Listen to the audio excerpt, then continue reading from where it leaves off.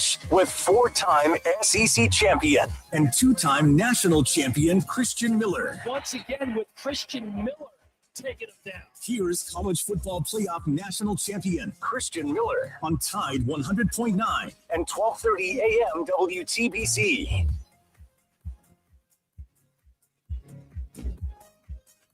And welcome into this Wednesday edition of the Miller's Edge, Tide 100.9, 1230 WTBC. Hope you guys are doing well today. Plenty to dive into, and we will do just that. We'll be joined later in the show by my guy, Gray Robertson, at 12:30. We'll talk all sports, man. I know we definitely talk a good bit of football. That's our bread and butter here. Being a former player, man, that's what we do. It's what you guys love. But we got our guy, Gray Robertson, joining us at the top of the hour, at 12:30. A little bit past the top of the hour, we'll talk about a number of sports with Gray, who actually calls all sports, really, man. Softball, women's basketball, men's baseball, you name it, man. So we'll get the deep dive on everything going around, really, I guess, the whole athletics department here in Tuscaloosa. Gray does a really good job. If you guys haven't heard him, I'm sure you have, but make sure you guys check him out. He does work on the Crimson Tide Sports Network with myself, but also SEC Network. So we'll catch up on some sports. Alabama men's basketball played last night,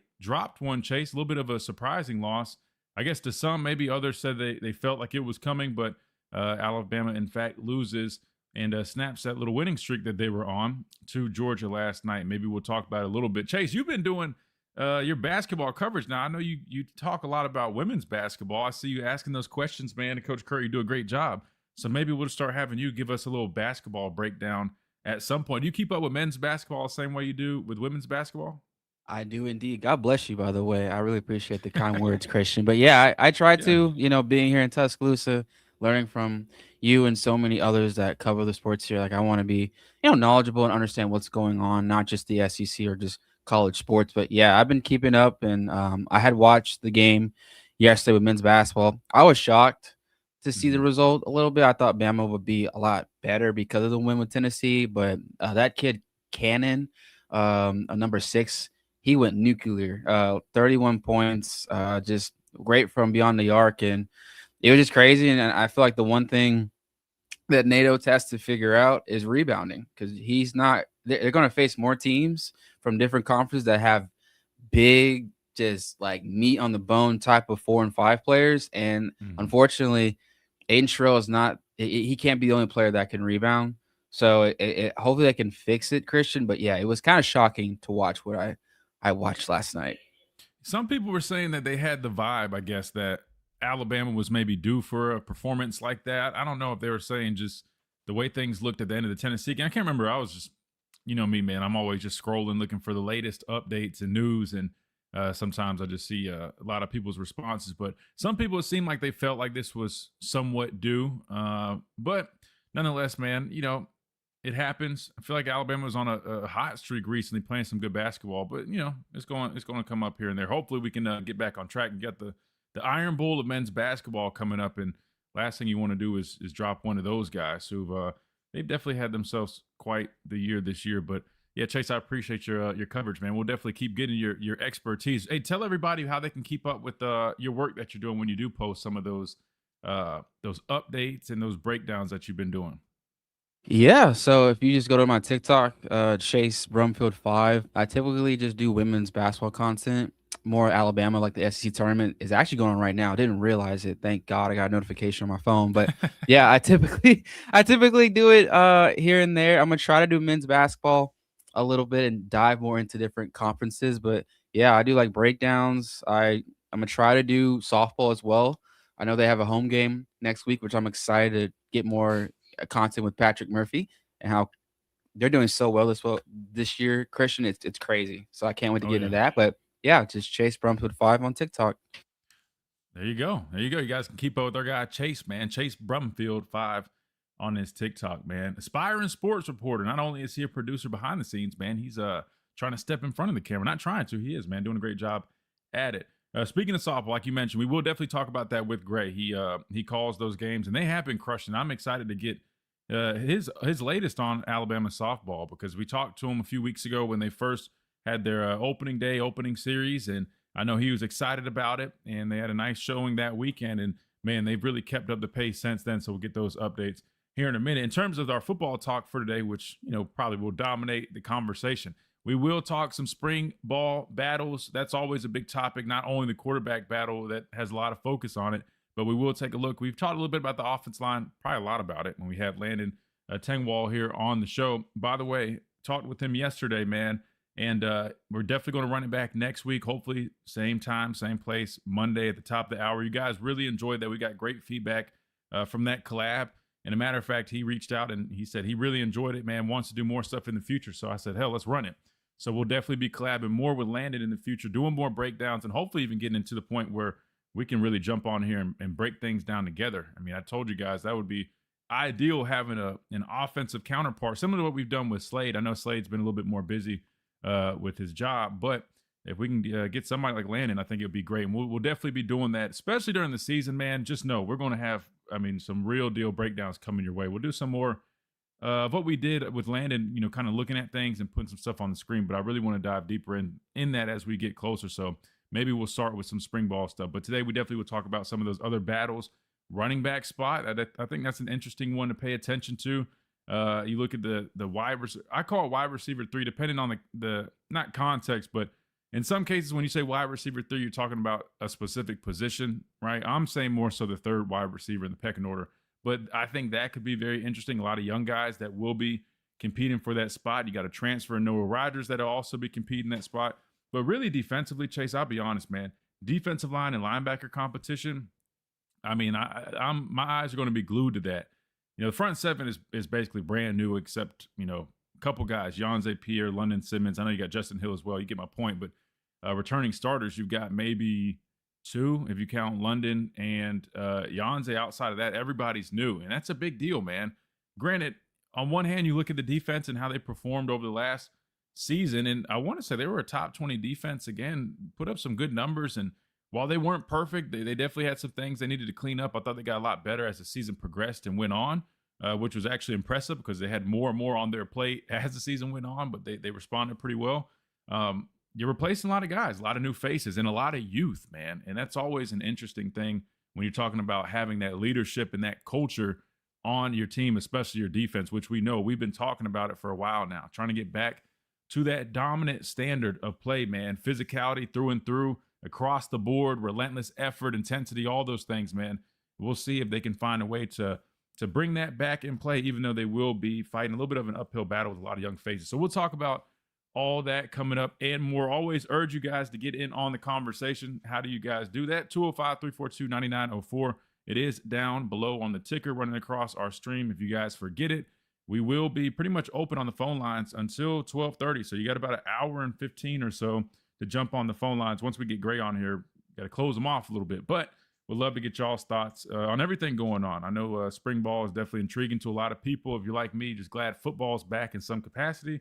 So there's definitely plenty to talk about, and love to get y'all's thoughts on everything. We talked a lot about the quarterback battle yesterday. Might talk a little bit more about it today. Some people just chiming in, adding their 2 cents. I know there's a video that came out a few days ago from On3. They were discussing that quarterback battle, how they, and I say they, I'm referring to JD Piquel, how he would handle that situation. So I'm tempted to play that, let you guys get your thoughts on his perspective on it, because he had a little bit different of a perspective than maybe I was viewing it. So maybe we'll listen to that and keep on rolling from here. Maybe we'll get the Pastor Payne on here, Chase. He was supposed to jump on Monday to talk about the combine.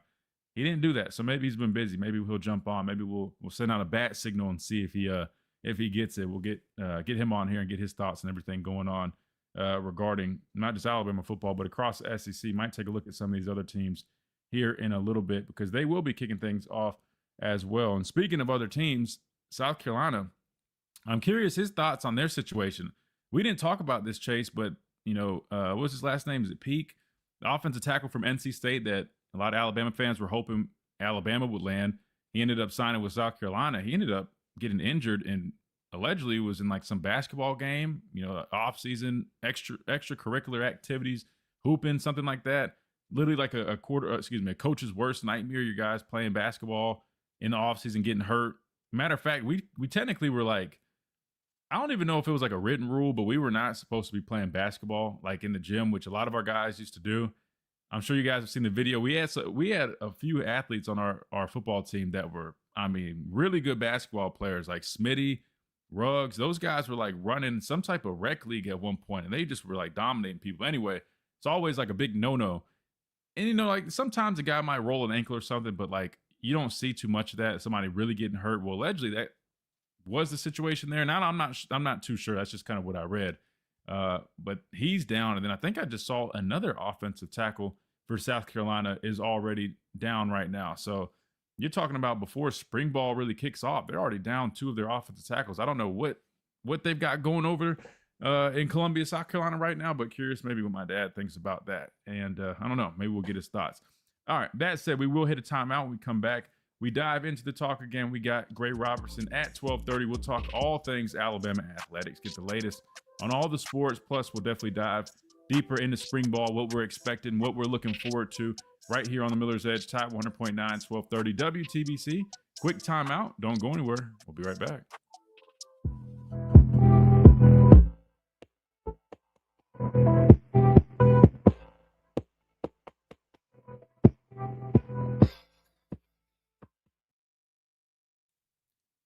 What's up, guys? Who we got in the chat? Let's see what we got in our YouTube chat. Jake, what's up? Mike says Jake is getting married in August. You and Chase coming. Man, shout out to Jake, man. Congrats, man. Where you getting married at, Jake? In August. Smart. You're doing it before football season starts, man. That's always like a big rule, right? Don't get married during football season. That's what they say. Yeah, Kenji, what's up? Kyle, what's up? Roll Tide, man. Dwight, what's up, man? Internet good. Listen, it's not, I promise. When I tell you I got the highest speed plan possible here, listen, the setup is good. It was they were doing like maintenance on like the lines, like the lines in the area or something like that. Because I got a text message not long after saying that they finally completed the service that was being done. But yes, we're all good, man. No issues today, man. It's always sometimes, man, you know, you got an uphill battle with technology, but it is what it is, man. We're rolling and we're blessed, man. Jay Bureau, what's up? He says, I'm a fan of NIL in theory, but I think it sucks in reality with these collective deals. So what are your thoughts on getting rid of it now that we've got revenue share? Do you think that happen or don't think that happens? But I'm curious. Oh, that's a good question. We'll start there. Something to talk about. We'll throw that out there. I'll definitely give you my answer. Whole squad's invited. Got cigars to the pastor. If you dangle some cigars in his face, I guarantee you he'll be there, Jake. That's the key to his heart. Jesus first. We all know that. Jesus first, then the cigars, right? Shout out to R&R. From, what's up? From, what are these emojis that you got, man? You always got these interesting emojis over there, man. I'm not too hip on those. What is that? One looks like the Hamburglar from McDonald's back in the day. I don't know if you guys remember that big purple Hamburglar dude. And the other one looks like a snail or something, man. What you got going there? Oh wait, Pittsford. Okay, so she's from Rochester, but so is that? I'll be honest, man. I'm not too familiar with it. I've never really been. But so is Pittsford that Rochester area? I'm assuming so. No, I promise I don't have jokes, man. I don't have jokes. I don't recognize the emojis, man. Since Caleb Woodson has moved to linebacker, how did he improve from year 1 to year 2? That's another good question. Oh, okay, it's a suburb. Yeah, y'all got to fill me in on that. I'm not gonna lie, man. Like family up there, but I've never been there, man.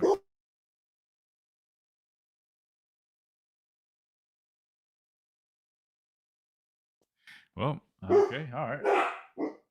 Let's try to get that figured out before we jump back on there.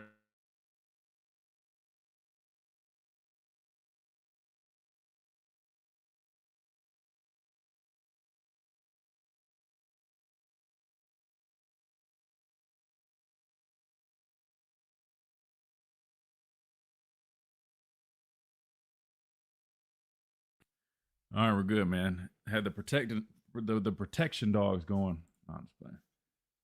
All right, we're good. Here we go.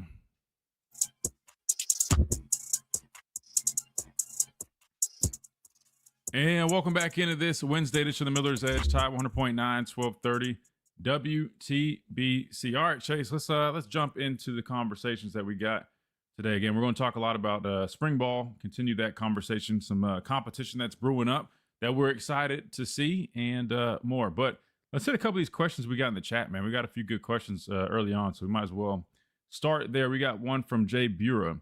He says, I'm a fan of NIL in theory, but I think it sucks in reality with these collective deals. So what are your thoughts on getting rid of it now that we've got revenue sharing? Don't think it happened, but just curious. So, yeah, I mean, that's not a dumb question. I mean, here's the thing though. You're right in the sense that they are separate. Revenue sharing is what it is, right? You know, there's a percentage of the revenue that is generated by the athletic department that they can allocate to their student athletes across the board. Doesn't matter the sport. They can pick and choose how it is distributed, but the collective deals that we're talking about, or the NIL deals, I should say, those are separate. And the problem is people are basically, you got the revenue share cap, right? Because I think it was like 20.5 million. Now it's getting bumped up to a little over 21 million. But people are completely ignoring that, and they're continuing on because the NIL, like you're saying, is still permitted, which it should be, right? In the sense of, if these guys want to go do an autograph session, they want to go sell, you know, I don't know, football trading cards, they want to do a commercial for a local dealership, whatever the case may be, like actual NIL deals. That's what it is. I don't think that should be abolished, or like that you should get rid of that, because that originally is what it's supposed to be. And that is what makes sense, right? If you're a professional athlete, which I'm not saying these guys are professionals, but it's no different in the NFL. You know, these guys have deals with Gillette. These guys have deals with, you know, dealerships, whatever the case, like that is what NIL, name, image, and likeness is. So that should be totally fair. But to your point about I think they just need to crack down on the letting it be paid for play via the collectives, right? Because that's really what it is. That's how you get past the whole revenue sharing cap. That's how you're able to see these rosters that allegedly are pushing $40 million, according to, you know, On3 and other sources, right? It's basically double of what they're supposed to be doing with the revenue sharing. So I think the biggest thing is not get rid of NIL, but it's to crack down on the deals, which that was the whole point of the NIL Go. Was it NIL Go or the clearinghouse? They put that in place to crack down on that, to stop schools from being able to just to pay whatever, to offer these blank checks via the collectives that are, you know, covered up as NIL deals, which might consist of social media posts, or like when Ryan Williams goes and does a signing, or they have a group of guys go sign autographs at a basketball game. Like, those are, to my understanding, probably part of the deals. Like, those guys get NIL money. Those are some of the things that they're required to do, which makes total sense. But there has to be some type of legitimate value to it. You can't just offer, I'm not just saying here, I'm saying everywhere. You can't just offer a guy, you know, $600,000 to come here via, or, you know, wrapped up under the term NIL, than just finding little things here and there for them to do. That's not a legitimate value.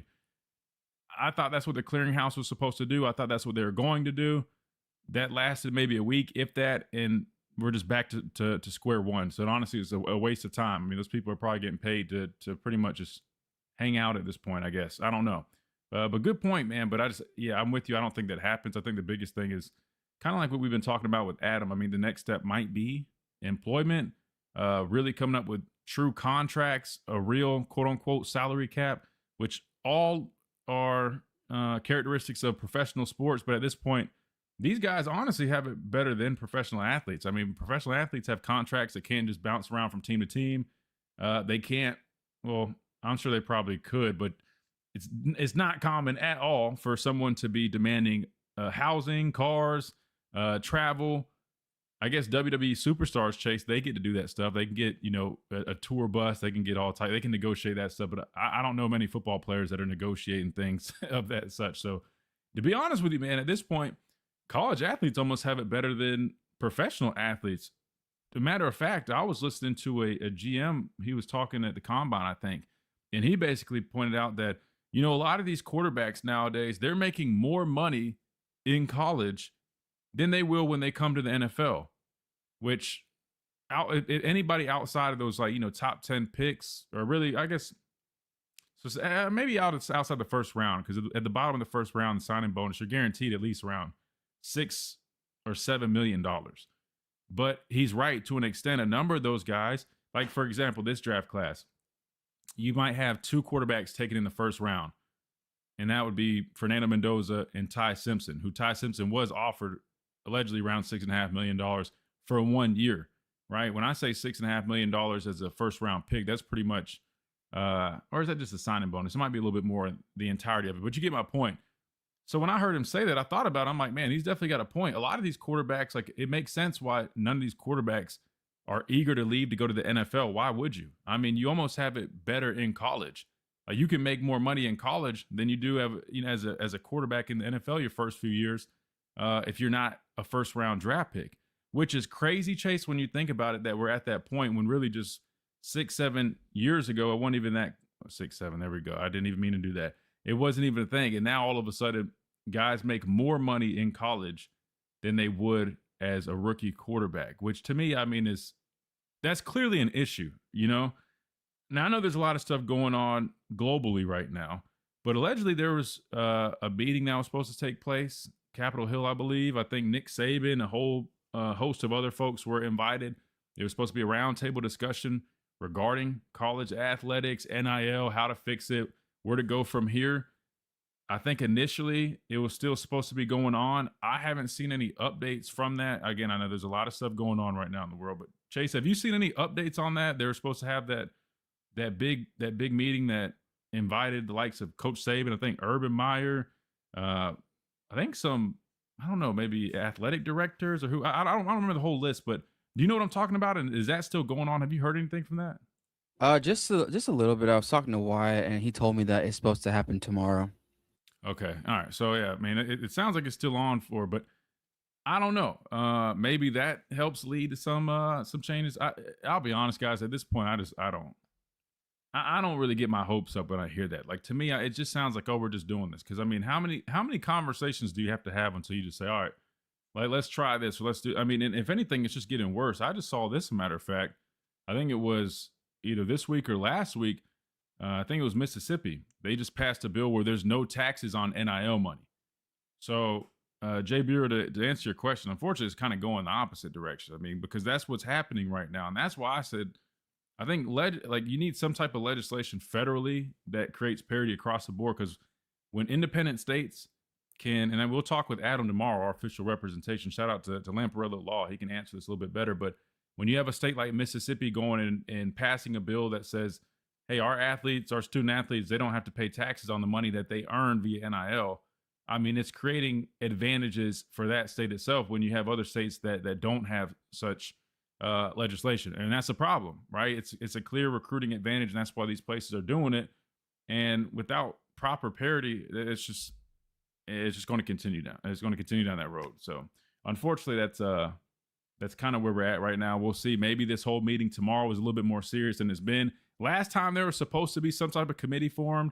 I think Trump came here and had the commencement speech, announced that there was supposed to be this committee. Nick Saban was supposed to be the head of it. And he literally flat out came out like the next week basically saying, I have no idea what you guys are talking about. And that whole thing just kind of dissolved pretty quickly. So I don't know, man. At this point, until I see something written or officially passed and being pushed, I'm not trusting it. And even at that point, just like the NIL Go committee house, whatever it is, I still don't even have much faith in it, man. It's just kind of at that point, unfortunately. But that's definitely a good question. All right, let's say one more real quick. We got a couple minutes for this. We had to hit a timeout. Kyle says, Christian, since Caleb Woodson has moved to linebacker, how did he improve from year 1 to year 2? I'm gonna flat out tell you, I didn't go back and see too many games from the prior year. His first year, I think, his first year starting or playing, consistently at Virginia Tech. The majority of games, I think I might have watched one from the year prior. I pretty much watched all of his tape from last season, which he was a little bit more limited. So I can't really speak on how he improved from year 1 to year 2. But I'll say this. Matter of fact, I just was talking about him yesterday with somebody. It's when you watch his tape, man, like, and this is why I'm excited to see a guy like him in spring practice, because he's intriguing to me. When you turn on his tape, it's evident that he's not necessarily the most natural linebacker. And I'm not saying it's like terrible. It's just he's raw. He's like one hell of an athlete, but he doesn't necessarily have that feel like some linebackers might have. You can tell that. I mean, he's just like a freak athlete running around, flying around. But sometimes I think like his understanding of that position could be better. And so I think spring could be really good. I mean, he's got a new coach now here in Tuscaloosa that he'll be working with. You know, this system, this other thing that I was thinking, I mean, with a guy like that type of athlete, I think they see him being similar to like Justin Jefferson was. Not saying Justin Jefferson was a former DB, but when you talk about the type of athlete that Justin Jefferson is, I feel like they view Caleb Woodson in that similar capacity. I think he could be a similar type player. They're probably having expectations similar. But then I think there's also another layer to it where, you know, nowadays, man, coordinators and defenses are always looking for different packages or personnel groupings that they can get into to help give themselves advantages or not have to rotate and change personnel as much. And when you have a guy with his versatility and athleticism, it gives you a lot of options. So one of the questions I have is I clearly with, you know, no returning starter at linebacker, and this guy has played linebacker the past couple of seasons, the anticipation is he's going to play linebacker. But I also wonder, you know, when you're getting into dime packages or, you know, any of these sub packages, I mean, could you try to, you know, utilize him in different positions? I mean, in South Alabama, there was that role that they had for that one guy who was like a tweener. I think he was around like 215, 220. It's almost like a safety linebacker type deal, maybe in sub packages. Would they consider moving him around like that in that capacity? I don't know. And that's one of the questions that I do have. But in terms of him as a player, I'm intrigued. I still think we probably would have benefited from bringing in an experienced, I know he's an experienced linebacker, but hear me out. I'm saying more of like a true Mike linebacker, a guy that is your prototypical Mike backer. I think that would have been very beneficial, but I think this guy can definitely contribute and help us out defensively. And I'm intrigued by him, and I want to see kind of how it looks in spring ball. I don't know where he's at now with his weight. I mean, he could have gotten bigger. I mean, I don't know. So that's one of the things I'll be looking for during spring ball. Linebacker group, man, is definitely going to be intriguing. So we'll definitely be paying attention to that. All right. We got to hit a timeout. When we come back, we keep on rolling. Again, we got Gray Robertson in an hour. 12:30, he'll join us. We'll definitely talk Alabama football, but basketball, softball, baseball, you name it. We'll get the latest on all those and keep on rolling right here on the Miller's Edge, Tide 100.9, 1230 WTBC. Quick timeout. Don't go anywhere. We'll be right back.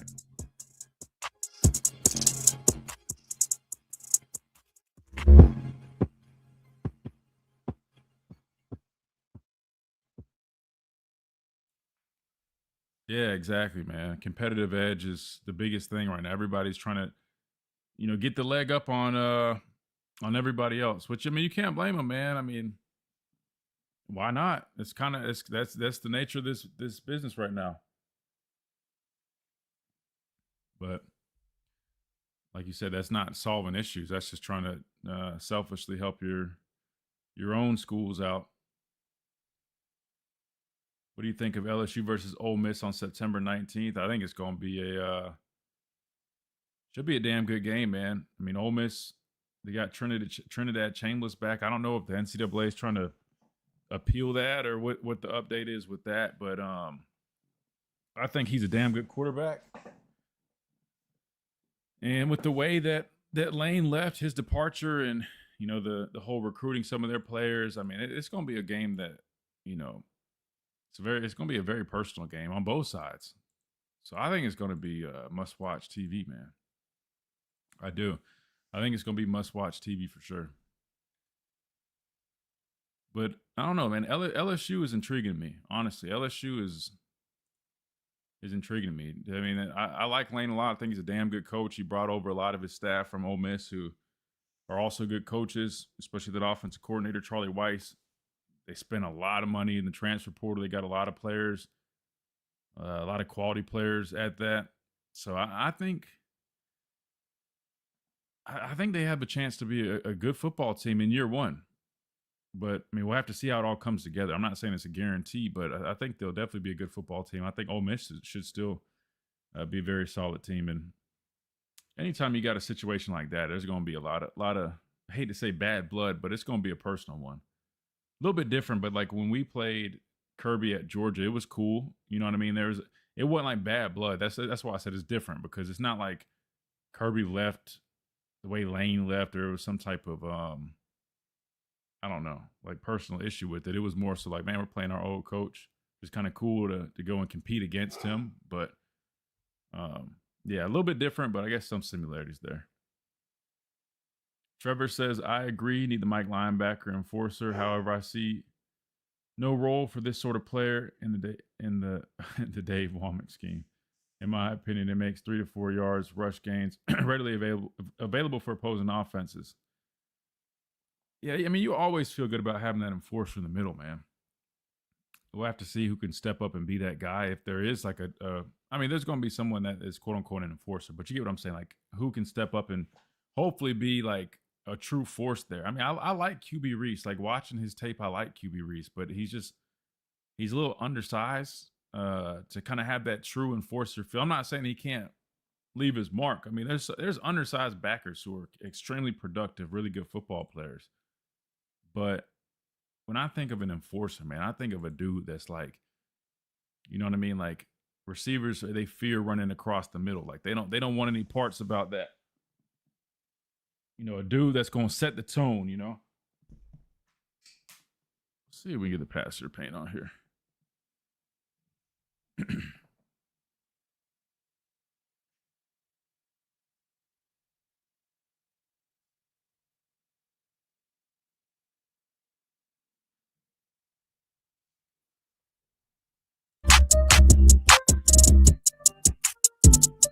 And welcome back into this Wednesday edition of the Miller's Edge, Tide 100.9, 1230 WTBC. We're just chilling today, Chase. We got spring ball coming up. We're all excited about that. Weather's great, man. Go take advantage of it. If you like a nice stick, a nice cigar here and there, make sure you guys check out R&R Cigars, 2703 Gary Fitz Street. The weather is perfect for that, man. I think we've got, 72 degrees outside. Nice, sunny, clear day. They got the wraparound porch, man. Enjoy yourself a nice stick. They got over 160 bourbons for you to try as well. Make sure you guys drink responsibly. But check them out, man. Plenty of sports action going on. They've always got the TVs running. You can go hang out, watch sports, kick back, relax, have yourself a great time. If you're not local and you can do that, do it when you do come here, because I know you guys come to game days, all that good stuff. Check out R&R Cigars for sure. But in the meantime, man, head to their website, rnrcigars.com, and use that code Miller's Edge to get yourself a nice discount, 20%. Plus, if your order qualifies, free shipping for you as well. So take advantage of it. Code Miller's Edge for all of our listeners. And not to mention the great mansion here, 2703 Gary Fitz Street, man. Great place to check out. Whether you're visiting or you live here, man, you got to check it out. It's the spot to be. Again, that is R&R Cigars, the official cigar provider of Alabama football since 2014. All right, Chase, let's talk a little bit more about some of these spring battles that we have going on. Quarterback battle, we already know plenty about. We've talked about it. We can talk a little bit more about it at some point. But I want to take a look at a few more that I feel like we haven't talked as much about. Let's start at tight end. The reason I bring up tight end is think about how important the tight end position is, man. And especially with this offense, we know how big it is. Josh Cuevas last year ended up being so instrumental for that offense. He departs for the NFL draft. And, you know, you're left with a number of young players for sure, but you do bring in a transfer in Josh Ford, who I'm also he's interesting to me, man. He ended up redshirting, I believe, last season. I think it was because he knew he was transferring, if I'm not mistaken.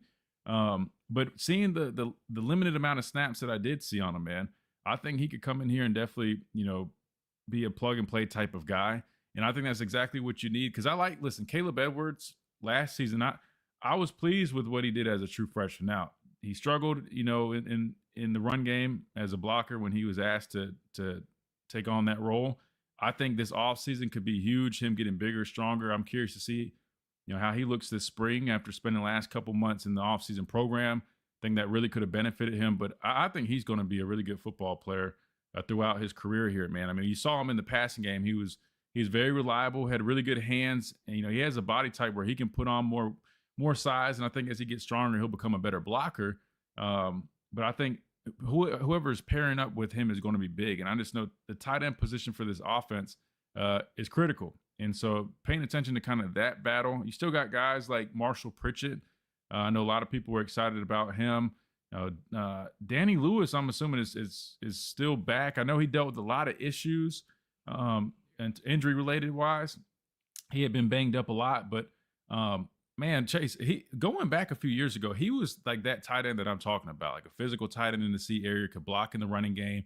He also was athletic enough to be a factor in the pass game, but injuries, man, have just been. I mean, they have been. Oh man, they've kind of derailed his last season or two. That to the point where I don't even know how many games he actually played in last season. But the hope is he's returning healthy, and I think when you throw him in that mix, tight end is a position we haven't talked a whole bunch about, but I think that group could end up being a pretty solid group, man. I like the potential out of a young Caleb Edwards.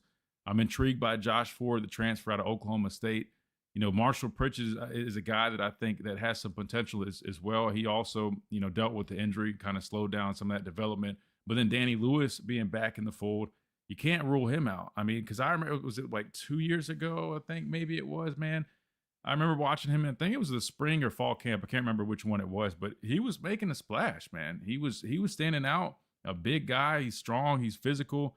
But I remember he was making some plays, man, even in the passing game. And I just thought that he was kind of going to be that next quality tight end that we saw here. But since then, it just seemed like he's dealt with injury after injury. But hopefully he is going to be healthy. I want to say he's the most experienced in the room coming back. So we'll have to see kind of how that all plays out.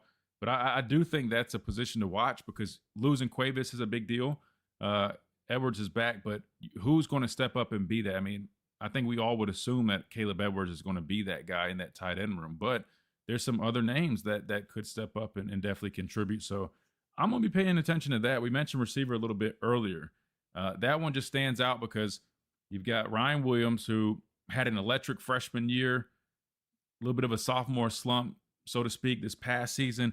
Ironically, even though the struggles were there, I mean, we look at the drops. Statistically, he actually still had a solid year compared to the rest of the bunch. But that said, it was definitely underwhelming for him this past season. And I'm alongside. I think it was it yesterday that what's his name? I think Mark Ingram had said something the other day about him, just basically saying, man, he's rooting for him. And he has high expectations for him. I'm the same way. I think Ryan Williams is going to have a strong comeback season. I think he's going to bounce back. I mean, it's pretty much, I say his room now. I mean, because he's one of the vets in the room. He's going to be a junior. Latsier Brooks, man, super excited about him. But I think Ryan's going to be, I think he's going to be back to his self this upcoming season, Chase. I mean, what do you think? What's the vibe there? While I pull up this Mark Ingram quote on Ryan Williams, man, how confident are you that Ryan Williams is going to be able to bounce back and return to form this upcoming season? I think with Ryan, I think it's all about mentality, right? He's probably one of the most popular players right now in Alabama, and you get a lot of attention with that. And I think every game, every missed catch, just the turnovers that he did, I think it really got to him. And I think he understands that, you are like the poster child of Alabama football, and you've got to convert that on the football field.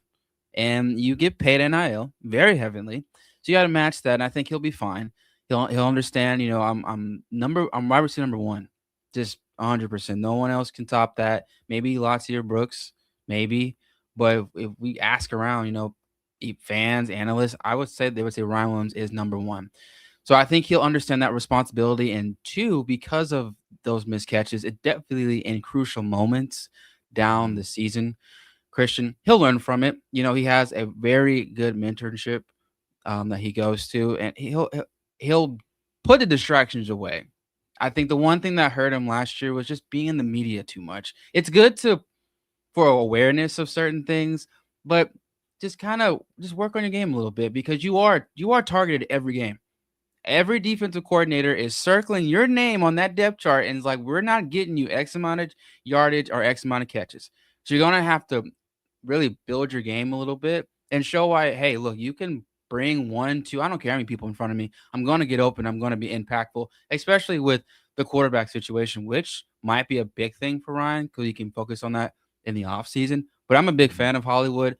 He's the guy that's going to produce what he did his freshman year. I don't think that was a one-off or just a Cinderella story. You'll see that next year, but he just has to limit the distractions and just keep football the main thing, because I feel like the fame and the stardom Reese Davis and Kirk Herbstreit yelling his name, the Georgia game, I think that just kind of is like, oh, okay, can you do it again? Can you do it again? Can you do it better? And it's just, that's a lot for what, a 17, 18-year-old? Oh yeah. That young is crazy. So I think he'll develop. You'll see maturity, and he'll be fine. No, I agree. I think he's going to be just fine, like you said. And this is what Mark Ingram had to say regarding Ryan Williams. He said, you saw him coming around towards the end of the season. He made some tough contested catches versus Indiana. I'm a big fan of him. I'm rooting for him, and I know he's going to have a bigger year this year. And I couldn't agree more. He did start to come back around towards the end of the season. And to your point, Chase, when I kind of think back on like maybe what could have been the cause for some of those drops, or just say the drop in play, right? Like what could have been that? And in my opinion, contrary to popular belief, I don't even know if it was so much necessarily like him seeking attention. Because I'll be honest with you, I feel like, and maybe I'm remembering wrong, but I feel like last season I didn't even see him doing as much. Like I know, like maybe in the off season he was doing Twitch and doing some things, like streaming himself. You know what I mean? Like I think there was a little bit more, but I think like during the year, man, I think he did kind of cut back on a lot of stuff to the point where I didn't really see nearly as much. And maybe I'm wrong, maybe I missed it. But that said, tell me what you think about this, and I'm curious what our listeners think too, because this is kind of the theory that I have. You have a 17-year-old that comes in, and the expectations are through the roof. And me and my dad were on the show saying, hey, man, like, you just got to be careful with expectations. A 17-year-old making that jump to college football, I mean, you always want to be cautiously optimistic. I mean, it's a big difference, a big jump. The talent gap is, very wide. Not saying he couldn't do it. And sure enough, he ended up having a very solid year. It was very impressive. I mean, just going back to some of those plays he made, like some of the catches, I mean, the one against Vanderbilt on the sideline, we all know the Georgia play. Some of those, even, his ability after the catch. I mean, he had star written all over him. He was doing that as a should have been 17 or should have been senior in high school, right? But this is my theory that I almost wonder kind of could have been going on. You come in and you immediately experience that level of success. One thing I noted about him when he was coming in was that I wanted to see how the route running, those kind of things, the small details. If you go back, that was what me and my dad were mentioning. Those things have to matter once you go to the next level. In high school, you don't have to have crisp routes. You don't have to have the small details all the time because you're going to be 10 times the athlete than 95% of the competition, that you're just going to out-athlete pretty much everybody. It's no different, for me as an edge rusher, man, like I didn't always have to have the greatest technique or arsenal of moves because I was just quicker, faster, taller, longer than all these guys, that I was going to out-athlete them to go, and I was averaging like 4 or 5 sacks a game just because I was just running around the tackle. Half the time I was just working a quick swim move and they couldn't even keep up. When I got to college, totally different story. All the little things matter. My theory is maybe he got here, and I used to say this, I'm like, man, when I watch him on tape, like I think there's some things he can still clean up, right? Sometimes it did feel like he was just really just a better athlete at times. That I almost wonder from like a technique standpoint, if his development there might have been stunted a little bit because he was getting away with not having to do things a certain way for so long, that it finally kind of caught up to him. Personally, I think that could have been a factor. Now, I know you're probably thinking, well, what does that have to do with drops? Not necessarily the same thing there. The drops, I think, is more of an attention thing, meaning you really got to see the ball in. I think he had a problem sometimes I think when you start losing some confidence and you're trying to, what did Brandon say? Brandon Cleary basically said when guys catch with their body, that shows that they don't truly trust their hands. I think it was something like that. I'm paraphrasing, but I think there wasn't that true confidence there. Some bad habits started to be committed, and next thing you know, he's kind of out of rhythm. And maybe he was kind of playing a little bit of a catch-up game. And then you add on to that all the external pressure and all the external noise that you're hearing, and that's even further kind of messing with your confidence. And then, to be fair, coaches all have their own decisions and reasons for it, but I don't think it was necessarily the best idea, almost removing him completely from game plans. I know sometimes you're like, all right, well, maybe he's banged up, but there's others where it's like, man, I don't think he's that hurt. I just don't think they're really targeting him. And I think that further probably messes with the young guy's confidence, especially as a receiver.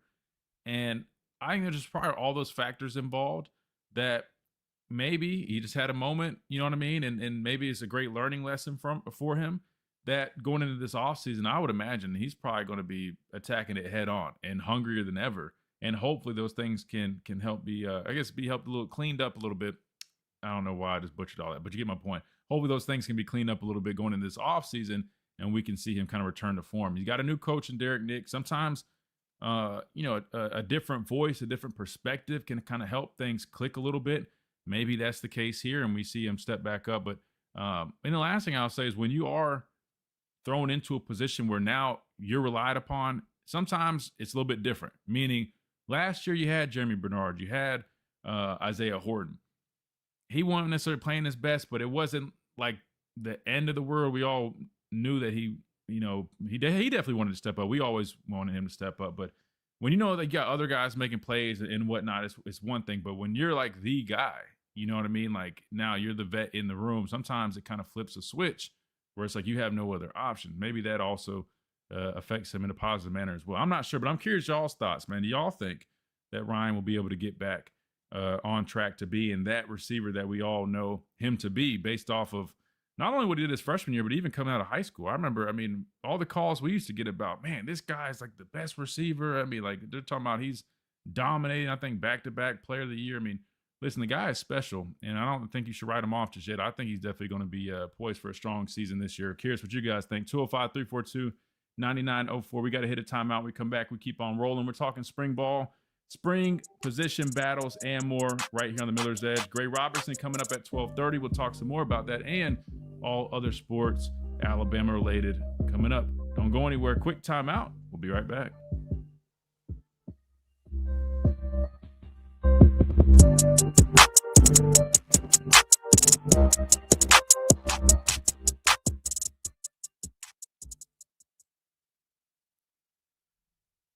QD, what's up, man? How do you feel about Jones and Metz? The young linebackers, I like them, man. I want to see more out of them. It's like Landon was saying, when there's only so many snaps to go off of it, and even like when I think back of like watching them like last season, like in spring ball and whatnot. It's like there's definitely some good qualities with them, but I have to see the development. You know what I mean? Like if I'm going off of what I saw to them, like last season, off season and the games they played in. I think they definitely have the ability to step up and play. They don't necessarily strike me as backers that I think are like elite type guys. I think they're more kind of serviceable. Like right now, I'm not saying they can't develop into, but they just kind of, I don't know. I don't know. Like good players, but I think they still have some developing to do, 100%. But I like Luke Metz. I was talking about him, I think, last week. I think he's a solid player. I like the way he plays. I think Caden Jones is pretty solid too. He's a bigger guy. I think he's like 6'4", 230, but moves well. But sometimes it's hard to kind of get a read on some of those young guys because, the jump that they'll make from last year to this year, that's why I'm kind of like a little reserved on commenting too much on. So I see them like where they're at now. Because if I'm just going off of how they were as young guys, I guess what I'm getting at is that's what they look like to me. They look like young pups, man. Like just trying to tread water. That's kind of what they look like. Because that's what they were. They're young guys trying. They had vets in front of them. They weren't playing too much. A lot of special teams action. But I'm curious the jump that they're going to make. So that's what I'm saying. I don't mean to sound like I'm not impressed by them. It's just it's hard. I don't have a whole bunch to go off of because it really just felt like young players, right? Trying to find their footing. But I'm excited to see them now. They've got opportunities. Just like I was talking about with Ryan, when you become that guy. Just like for me, when I was my first 2 years being behind Denzel Duvall, Dylan Lee, Xavier Dixon, seniors, like I knew, number one, I knew my first year I was redshirt. In my redshirt freshman year, I still was sitting behind Denzel, Dylan, same thing. Then you had Tim Williams and Ryan Anderson. That was the two deep. Then you had guys like, me, Rashawn. We were so deep that I wouldn't say it was like it's hard to explain. It's not like I wasn't competing the same, but it's different when you have like guys in front of you. Like, so these guys sitting behind Deontay Lawson, Justin Jefferson, they bring in Nikai Hill-Green, all that. Like, you're definitely competing, but in the back of your mind, it's like you're competing knowing you're competing for one of the reserve roles, right? Which is not a bad thing. And I'm not saying you should compete any different, but it's just like a natural thing where you're just kind of like, your expectations are one thing versus like when those spots open up and I was now running with the ones and I'm competing for it. I mean, it was just different. Plus I was an extra year in the program. I was a totally different player. That's what I'm trying to explain. It's not like I wasn't competing the first couple of years because I was sitting back, chilling because I knew I wasn't going to start. It wasn't that at all. It's just there's some like a little bit of a shift in mindset when you're sitting behind guys that you know you're not going to play in front of versus when it opens up and you've got extra years in the program you've been developing and you're like, all right, it's time for it's my time. There's a little bit of a shift, and I think that's probably what we'll see out of those guys. So I want to wait till I see them this spring because I think they'll look a lot different, if that makes sense.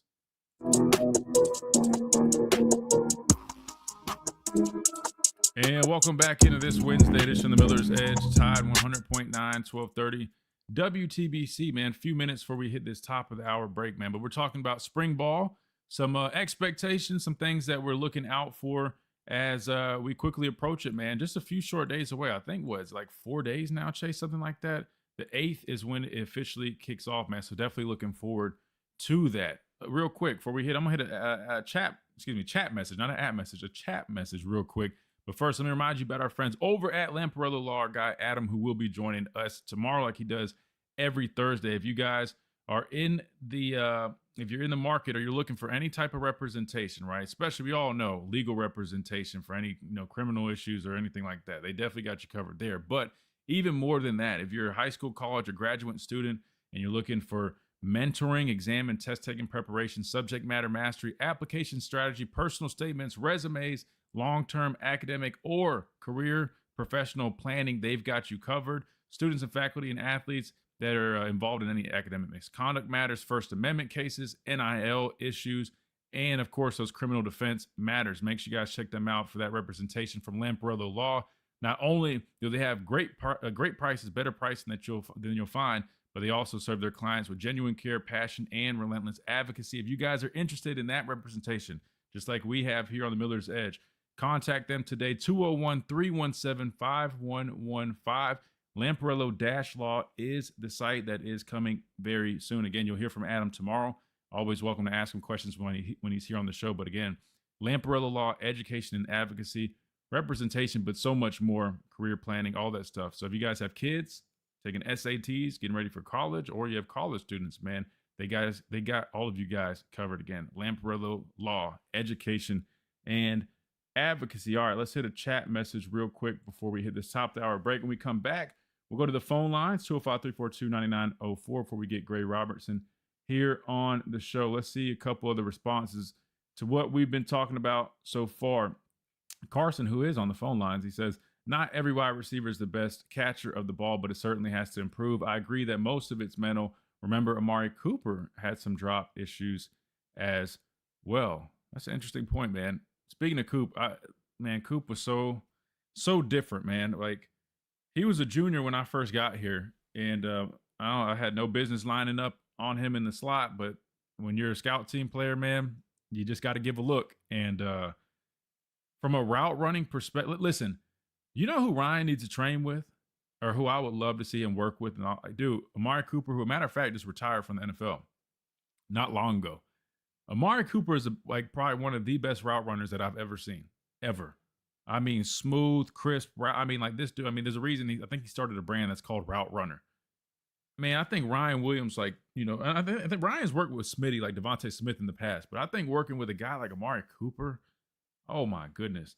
Like if Ryan could develop his game like that in terms of the route running, working on his hands, all those little details as a wide receiver, man, because he's got all the ability in the world. If he fine tunes that stuff, oh my goodness, man, he would be that much more of a threat at that wide receiver position. And I'm sure he's training plenty. I know he's working here and working his tail off. We all know that. But if there was somebody that I would recommend him to hit up and just see if they want to train a little bit in the offseason, dude, Amari Cooper, oh my goodness, man, he get him right 100%. I think he might be doing some stuff like that. I don't know, man. We might need to try to connect the two, Chase, if they haven't already done so. I'm sure they have, but I don't know. Maybe we can kind of initiate it. Who knows?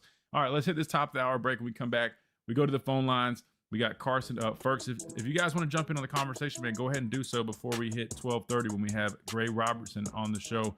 Again, we got Carson, and then we'll see who else is rolling in right here on the Miller's Edge. Tide 100.9, 12:30 WTBC. Quick timeout. We'll be right back.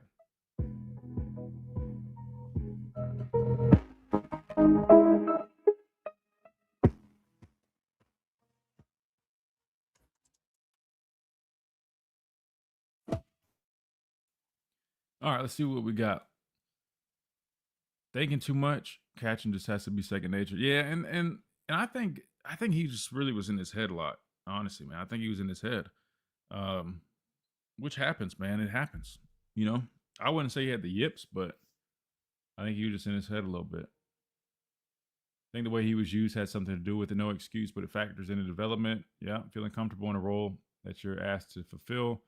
Could have been a little foreign. Yeah, like moving the slot, playing a little bit more inside. Matter of fact, somebody asked about that, and I think they said, or they were asking, do I think he moves back primarily outside now that we've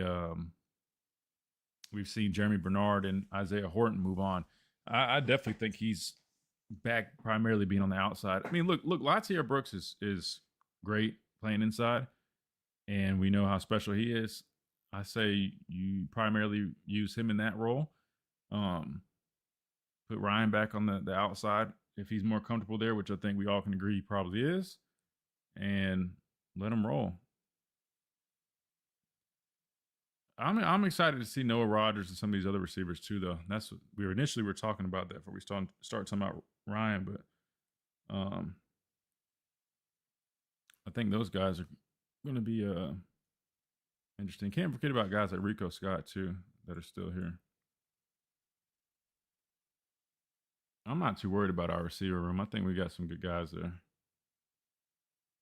When he had drops early in the year, they did nothing to build his confidence again. Now, I agree. I feel like that was one of the issues that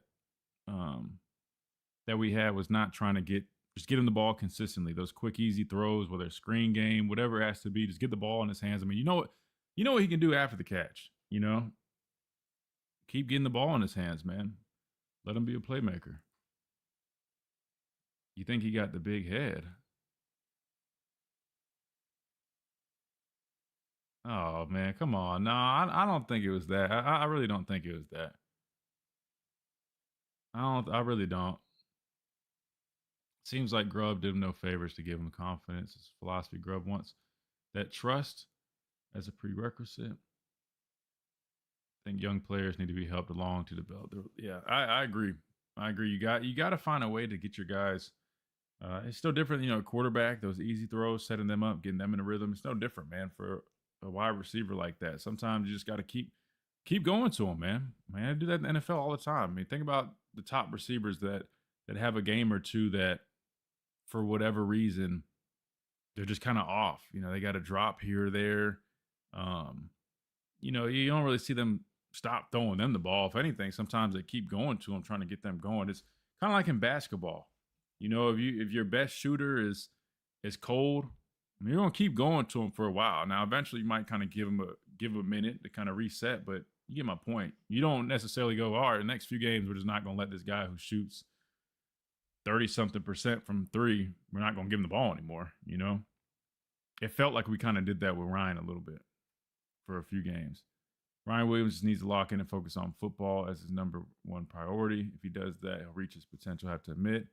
I'm not a fan of Chuck Morrell at the moment. He'll show us how good he is of a coach with this inside linebacker group. Well, that's a fair point, though, because, there's a lot of young guys. So, you really can kind of get a good assessment off of, the development of those backers. So, I'm not going to disagree with you there.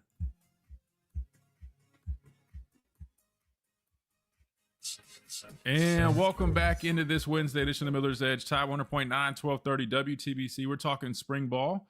Some of these spring position battles, talking a little bit about our guy Ryan Williams. Can he return to form in year 3, now being the vet, or at least one of the vets, but he's the vet in that wide receiver room. Kind of crazy, Chase, to think about, man. Like, how time just flies. I mean, literally, it feels like just yesterday we were talking about this young man coming down from Mobile, being that prize recruit.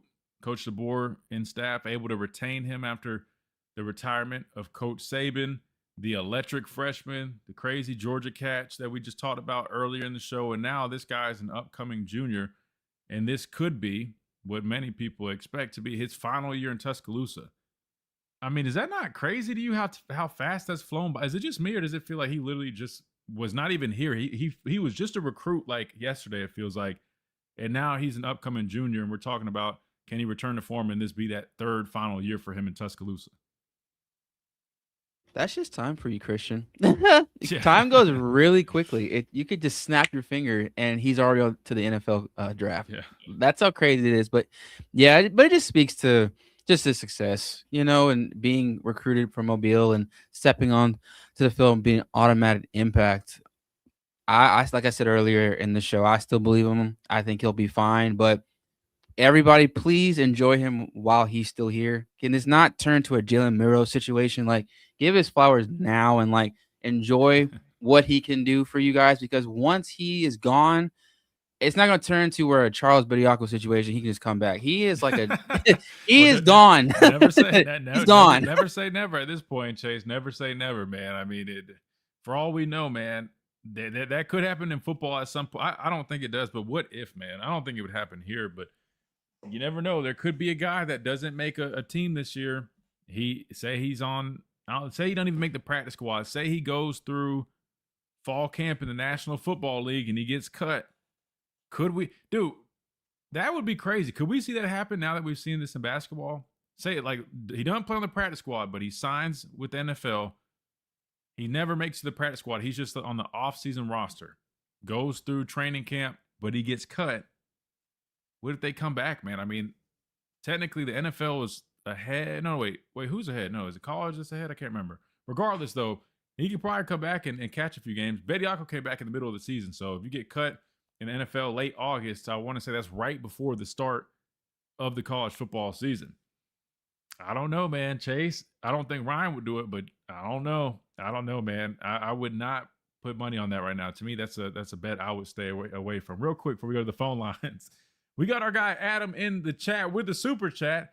Adam says, Christian, my biggest concern with Alabama right now is the defensive line. Do you think the struggles there are more about talent, technique, or player development, man? Yeah, we got to talk about defensive line. And here's why. I mean, we know how important the defensive line is, right? I mean, the trenches is where the games are won, right? Games are won and lost in the trenches. We've talked about it. Alabama's trench play just hadn't been what it was, years back, which you can't really expect it to be just that, because we've already talked about hoarding talent like we did when Coach Saban was here. It's just not going to happen. But still, I do think there's probably been a little bit to desire at times, 100%. But to your question, is it about talent, technique, or player development? For the first part, the talent is not the same. I mean, let's just be honest, and that's no disrespect to anybody on the team or anything like that. It's just honest. I mean, if you stack the talent at the defensive line position from 2012, 2013, 14, 15, 16, 17, 18, I mean, we can just go through every single year. I don't think any room since 2020, 21, maybe that range, can even compare to any of those rooms we just talked about. And I get it. It's a lot different now. There's a lot more parity, all that. So I'm not saying it's like it's anybody's fault, so to speak. It's more so the nature of college football right now. I'm just saying, to the point about the talent level is not the same. So we just have to admit that. It is what it is. I do think we missed on some guys. And this was even before, like, I think Coach Saban and company, they didn't recruit the same level of defensive linemen that they did before over his last few years here. I mean, it is what it is. And we talked about that on the show back in 22 and 23. We talked about that all the time. We just didn't have the same level of talent that we once did. The next point Adam talks about, technique and player development. I would say this, man, from a technical standpoint, I mean, I think our pass rush could improve from a technical standpoint. If I'm being completely honest with you, I do. But I would throw one in there. I would throw in intensity and physicality. I guess that's two. We'll just lump them together. I feel like we don't have, even from like the mentality of like having like dogs. I don't know if we've had those types of players over the last few years either. I don't know if that's lumped in with talent, since that's kind of personnel, but I would argue that's a big thing that I feel like isn't quite the same. Not saying we don't have some dudes. I know there's guys that show flashes, but if you're talking about guys that consistently play with that edge that just, I mean, like the Ashons, the Jaron Reeds, the John Allens, guys we talk about all the time that literally like you listen to their pregame speeches and it sounded like these guys were literally like ready to go catch a charge every time they stepped on the field Saturday. I don't know if you have quite the quite the player still, but from a technical and player development standpoint, I think player development has been solid. Now, if you're comparing it to what it was, it's hard to get a true comparison because it's like I made this example the other day. If you got a D-line coach, I don't care who it is. Say we hire Chase Brumfield. We love Chase, our producer, but Chase has never coached defensive line. Say you just hired Chase Brumfield and you tell him, hey, you're tasked with this group here that consists of Deron Payne, Dalvin Tomlinson, Deshaun Hand, Ashawn Robinson, everybody, Jaron Reed, Jonathan Allen.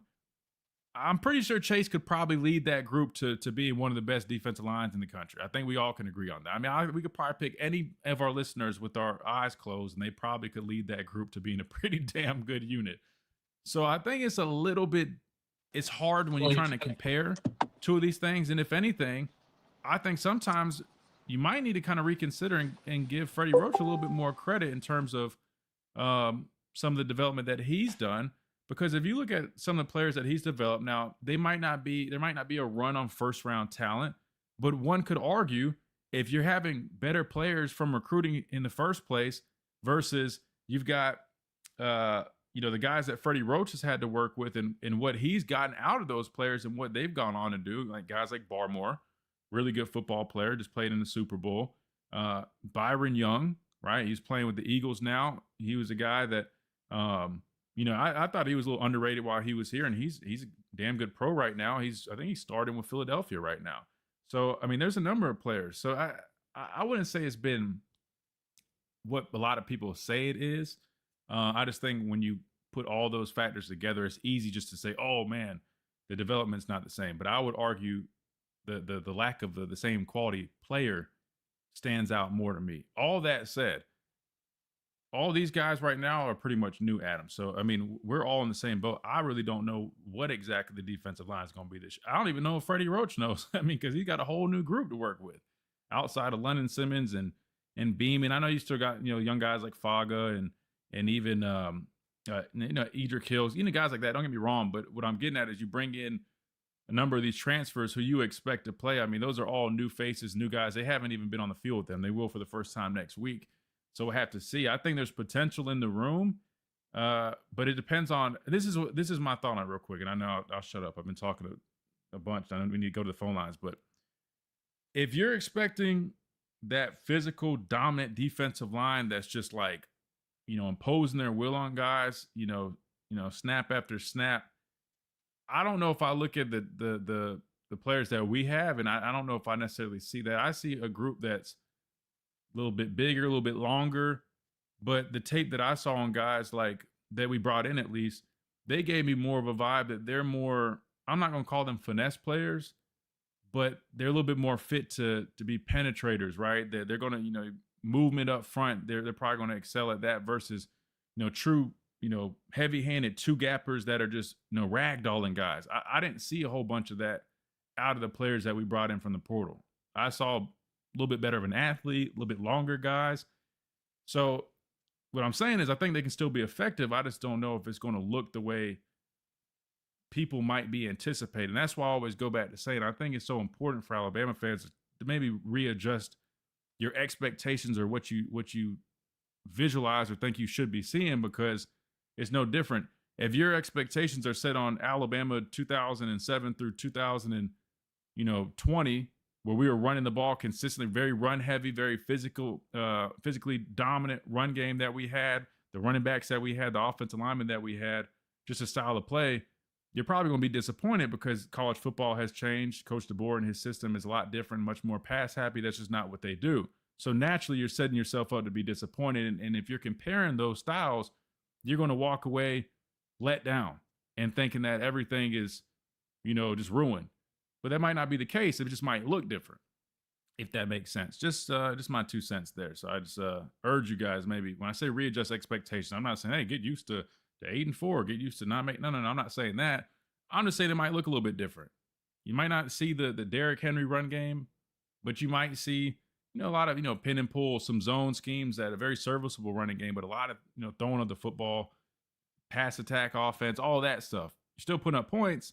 You're just doing it in a different way.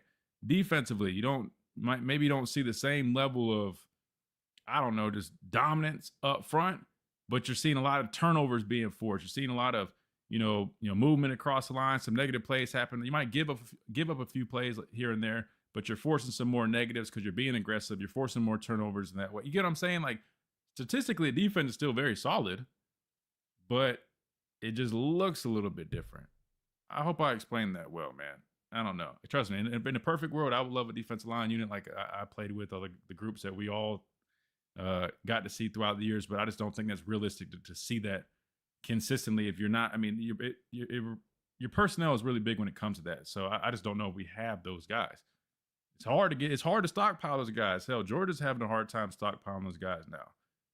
It's tough. Some schools you'll see it. Miami, they were able to get some dogs and recruited some. Transfer portal they used to get some, but I don't know, man. It's just tough to say. But I guess the answer is we'll have to wait and see. All right. We're going to hit this timeout. When we come back, we got Carson on the phone lines. We'll get to him. Then we'll get Gray Robertson on the phone lines here at 12:30. Pastor Payne's on here. He'll hang out with us for a little bit too. And we'll keep on rolling right here on the Miller's Edge Tide 100.9, 1230 WTBC.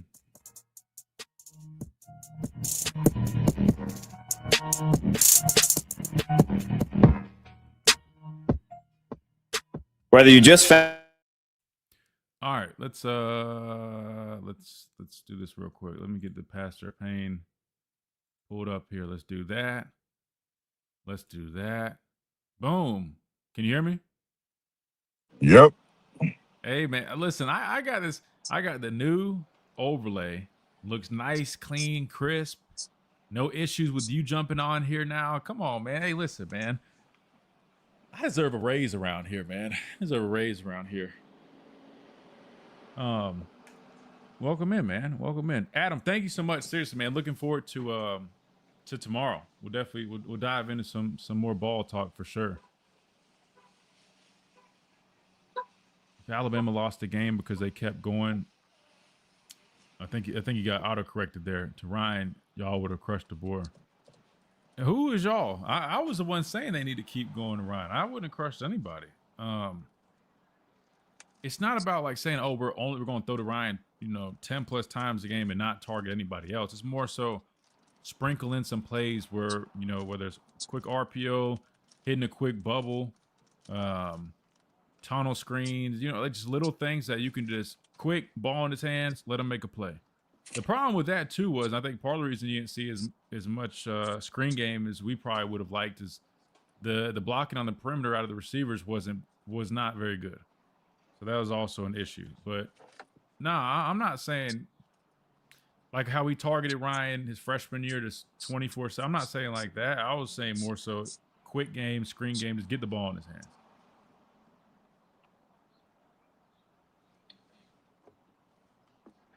Wait, I told you it might have been the radio commercials. You made sure you muted the commercials before you brought Pastor Payne up.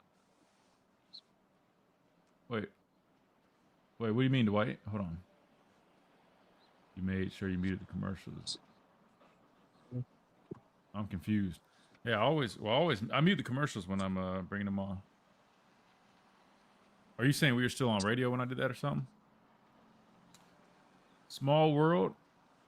Jake says his sister-in-law lives in Greenville and teaches in Spartanburg. Who does? Jake's sister-in-law. So tell her come visit my church. Well, yeah, I was about to say I don't. I don't know how big Greenville is, but yeah, she should check it out. 1334 Church, but y'all just moved, right? Where's 10:30 a.m. 10:30 a.m. Where at though? Where's the location? 100 Powers Boulevard, Powdersville. You have a dog in the car? No, I'm hearing the dog. I think they got him in that Jeep over there. Oh, I'm gonna let the please windows tell me up. it's on. Let my No, you're good. No, you're good. I was asking. I didn't know if you got a dog. I know you were talking about. Well, it's 80 degrees here. I was sitting outside. I just finished a lunch meet with one of my pastor friends. No, he was able to hear you when you bring him up. Huh. That's cool. That's cool. What do you think of the new setup, man? You like the new layout? Switched it up a little bit. Yeah. I like it. Kind of looks a little Alabama slash a little Gamecock, man. I guess black. I know that's not like crimson. I mean, better if it's Gamecock, but yeah. Nah. Usually you bring them up before you mute the commercial so you can hear you. Oh, yeah, I don't know. I just bet normally there's that problem where he has to leave and come back, but who knows, man? It's working. I'm not complaining. Not complaining at all. No, I think that's the system. Yeah, I think so too. I don't know. Wait, I forgot to put Adam's thing on the screen. My bad, Adam. All right, let me bring us back. You know, y'all ain't talking about the SEC tournament started today in Greenville. The girls are happening right now. Kentucky and Arkansas. Well, yeah, we're going to talk about it with Gray in a second. And welcome back into this Wednesday edition of the Miller's Edge, Tide 100.9, 1230 WTBC. We got the Pastor of Pain joining us now, hanging out with us, but we got to go to the phone lines before we get Gray Robertson on the phone lines as well, 205-342-9904. We'll let Carson come hang out with the whole gang. Carson, welcome in. What's up, man? How y'all doing today? What's up, Carson? Can't complain. What's up, Carson? Not much, man. I'm driving home from work. Took off today, so we're on the road. Nice. Well, you played hooky today, Carson, eh? I did. I might go get some golf in. You never know. Hey, today, I'm telling you, man, I looked at the weather. I don't know what Tuscaloosa looked like, but it's normally similar to what we have here in South Carolina. But you're talking about 80 degrees the next 10 days, man. It's just 80 right now. Louisiana, man. Louisiana. You down there in Louisiana? What part of Louisiana? I'm right outside of New Orleans. Okay. So we got some good courses around here, but I live on the golf course too, so I might just go grab my little walking bag and go walk a couple holes and get it in. Yes, sir. That's what I'm talking about. I got to get out. I just moved me a golf course, man. I got a golf cart, Carson. I ain't walking nowhere. I got a golf cart. Talking about that's what I'm talking about. You never walk. Hey, Carson, I got a golf cart and I have a golf scooter that you can put the golf cart with a cooler on the back. It's like a little moped that you can ride right up to the green. It's for people like me with bad knees. It's awesome. Oh yeah, those things are sick. I'm actually about to invest in a little baby stroller because I got a baby on the way. I'm gonna get the stroller with the cart connected to it. So my wife she can complain all she wants, but I got to keep my handicap under a 10. Yes, sir, baby. Let's go. That's smart. I like it. But I did want to, just before Gray comes on, I did want to offer my thoughts on Ryan Williams and just where I think if he can get back to what, that electricity that he brought in his freshman year, and I think he can. But, there's a lot of factors that go into success, especially with a kid who is 17 years old, who's still being developed. I don't think that people put enough credit into development. That's like almost not even in the conversation about a kid's success. I'm like, that kid's a pup, man. Like, he's uber talented. He is he has all of the physical. He's a playmaker, man. Like he does a lot of special things with the ball in his hands. And I think there's a lot of things that contributed to maybe the lack of success. Some of that is on Ryan. Absolutely. I'm not taking any, making excuses for him. But I do think there are some things, especially with Ryan Grubb. Like, I don't think he did him any favors, when it comes to the confidence level. And that's not an excuse either, because that's a philosophy. I think I put it in chat. Some coaches, how coaches are, some of them are more militant than others. Some of them are asking things of players that some other coaches don't. Maybe more players coaches don't. I think Ryan Grubb had a little bit of that trust factor with Jeremy Bernard, where he said, if you don't operate this way, I'm not giving you opportunities. And so be it. That's what it is. And I think we saw that, where it's like Ryan is having trouble catching the football. He's having issues with drops, and maybe some of that is technique, route running wise too. Maybe he's not seeing it the way that he should. Maybe the timing is a little bit off, whatever it may be. So I'm not going to give him opportunities. And that's just my opinion. I don't know if that is true, but it seemed that way to me, where it's like, well, Ryan's kind of getting iced out a little bit because maybe he's not doing certain things a way that Ryan Grubb likes, and Jeremy Bernard is. And so we're going to go with the guys that we trust. And so I don't think that worked into Ryan's confidence, because I think as a young kid, being that young in your development, I think sometimes other coaches would have a different philosophy and saying, okay, let's throw him a bone, let's get him the ball behind the line of scrimmage. Let's get him on some of these these orbit routes, stuff like this, to where we can instill some confidence in him to where it would pay dividends later. And I just don't think that. I think that's a philosophy thing. And I don't know if it's wrong. I don't know if it's right, but I think that's what it was. And I think Ryan's got to focus on his technique. I think he's got to become a better route runner. I think he's got to look within himself to get better and develop as a player. And this turnover with the receiver coach, with Jamarcus Shepard going to Derek Nix, I think it could pay in the end for him to have more production, to be a better receiver, maybe a different voice in the room. I don't know. But I do think overall the kid is super talented. He's not a finished product. And I think his ceiling is yet to be seen. So I'll just leave you guys with that. That's my opinion on it. I think he's a great player, or it can become a great player. He's got a great skill set. He's an elite playmaker, and we need to get him the ball more. I think Hopefully all of the technical things come. I think all of your points are very valid, Carson. But let's look at one thing. He's still young. He came to school 17. He's probably still 18, maybe get ready to turn 19.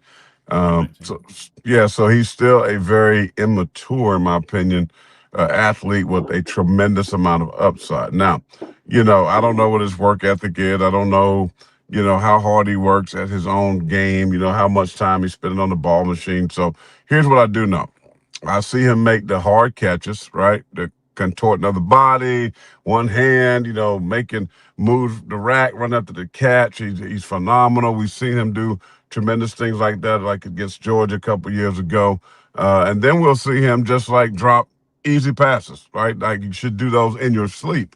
Yep. So the word that really goes for him is inconsistency, because he's a very inconsistent player. Now, how do you get past that? That's working.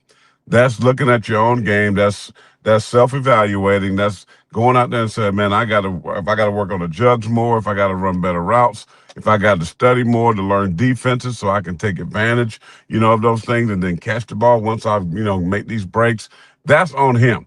But he also needs the help of the coach, meaning give him more opportunities, because if you're only giving him limited opportunities, and then when he makes those mistakes like dropping easy passes or running a bad route, then those things are more glaring. But when he gets numerous opportunities, he's probably going to make bigger plays, more so than having those minor mishaps. So whoever, is calling the plays next year, Grubb, is Kellen DeBoer going to step in and do more? Whomever, I don't care who it is. but it has to involve this dude who is your best player, hands down. Yes, he's inconsistent. Yes, he's a little bit immature at times, but get him the freaking football because he is the one that's going to give you those explosive plays, right? Those home run hits. And so I just believe that he'll work. I think he'll work. And normally that third year, I can just tell you from college, it was really my third year when I really felt like I had grown a big, but like leaps and bounds, like mentally, knowing the game slowed down for me. It was usually the third year where I made that biggest step in my college career. That's what happened to me at South Carolina, and I think that's going to happen for him. I think the third year is going to be the year. I agree. I hope so. Absolutely. Well, be safe on that road, Carson. Great stuff, man. And we'll look forward to talking with you soon, man. And let me know if you get that golf cart stroller, man. That sounds like a pretty smart idea, man. I'll send you a picture. Yeah, man. Do that. They'll definitely look forward to it. Be easy, brother. Thank you, man. Roll Tide. Yes, sir. Roll Tide. Good deal. All right, we got to hit a timeout when we come back. We got my counterpart over on the Crimson Tide Sports Network, also SEC Network broadcaster Gray Robertson will join us. We'll talk all things Alabama sports when we come back right here on the Miller's Edge. Tide 100.9, 1230 WTBC.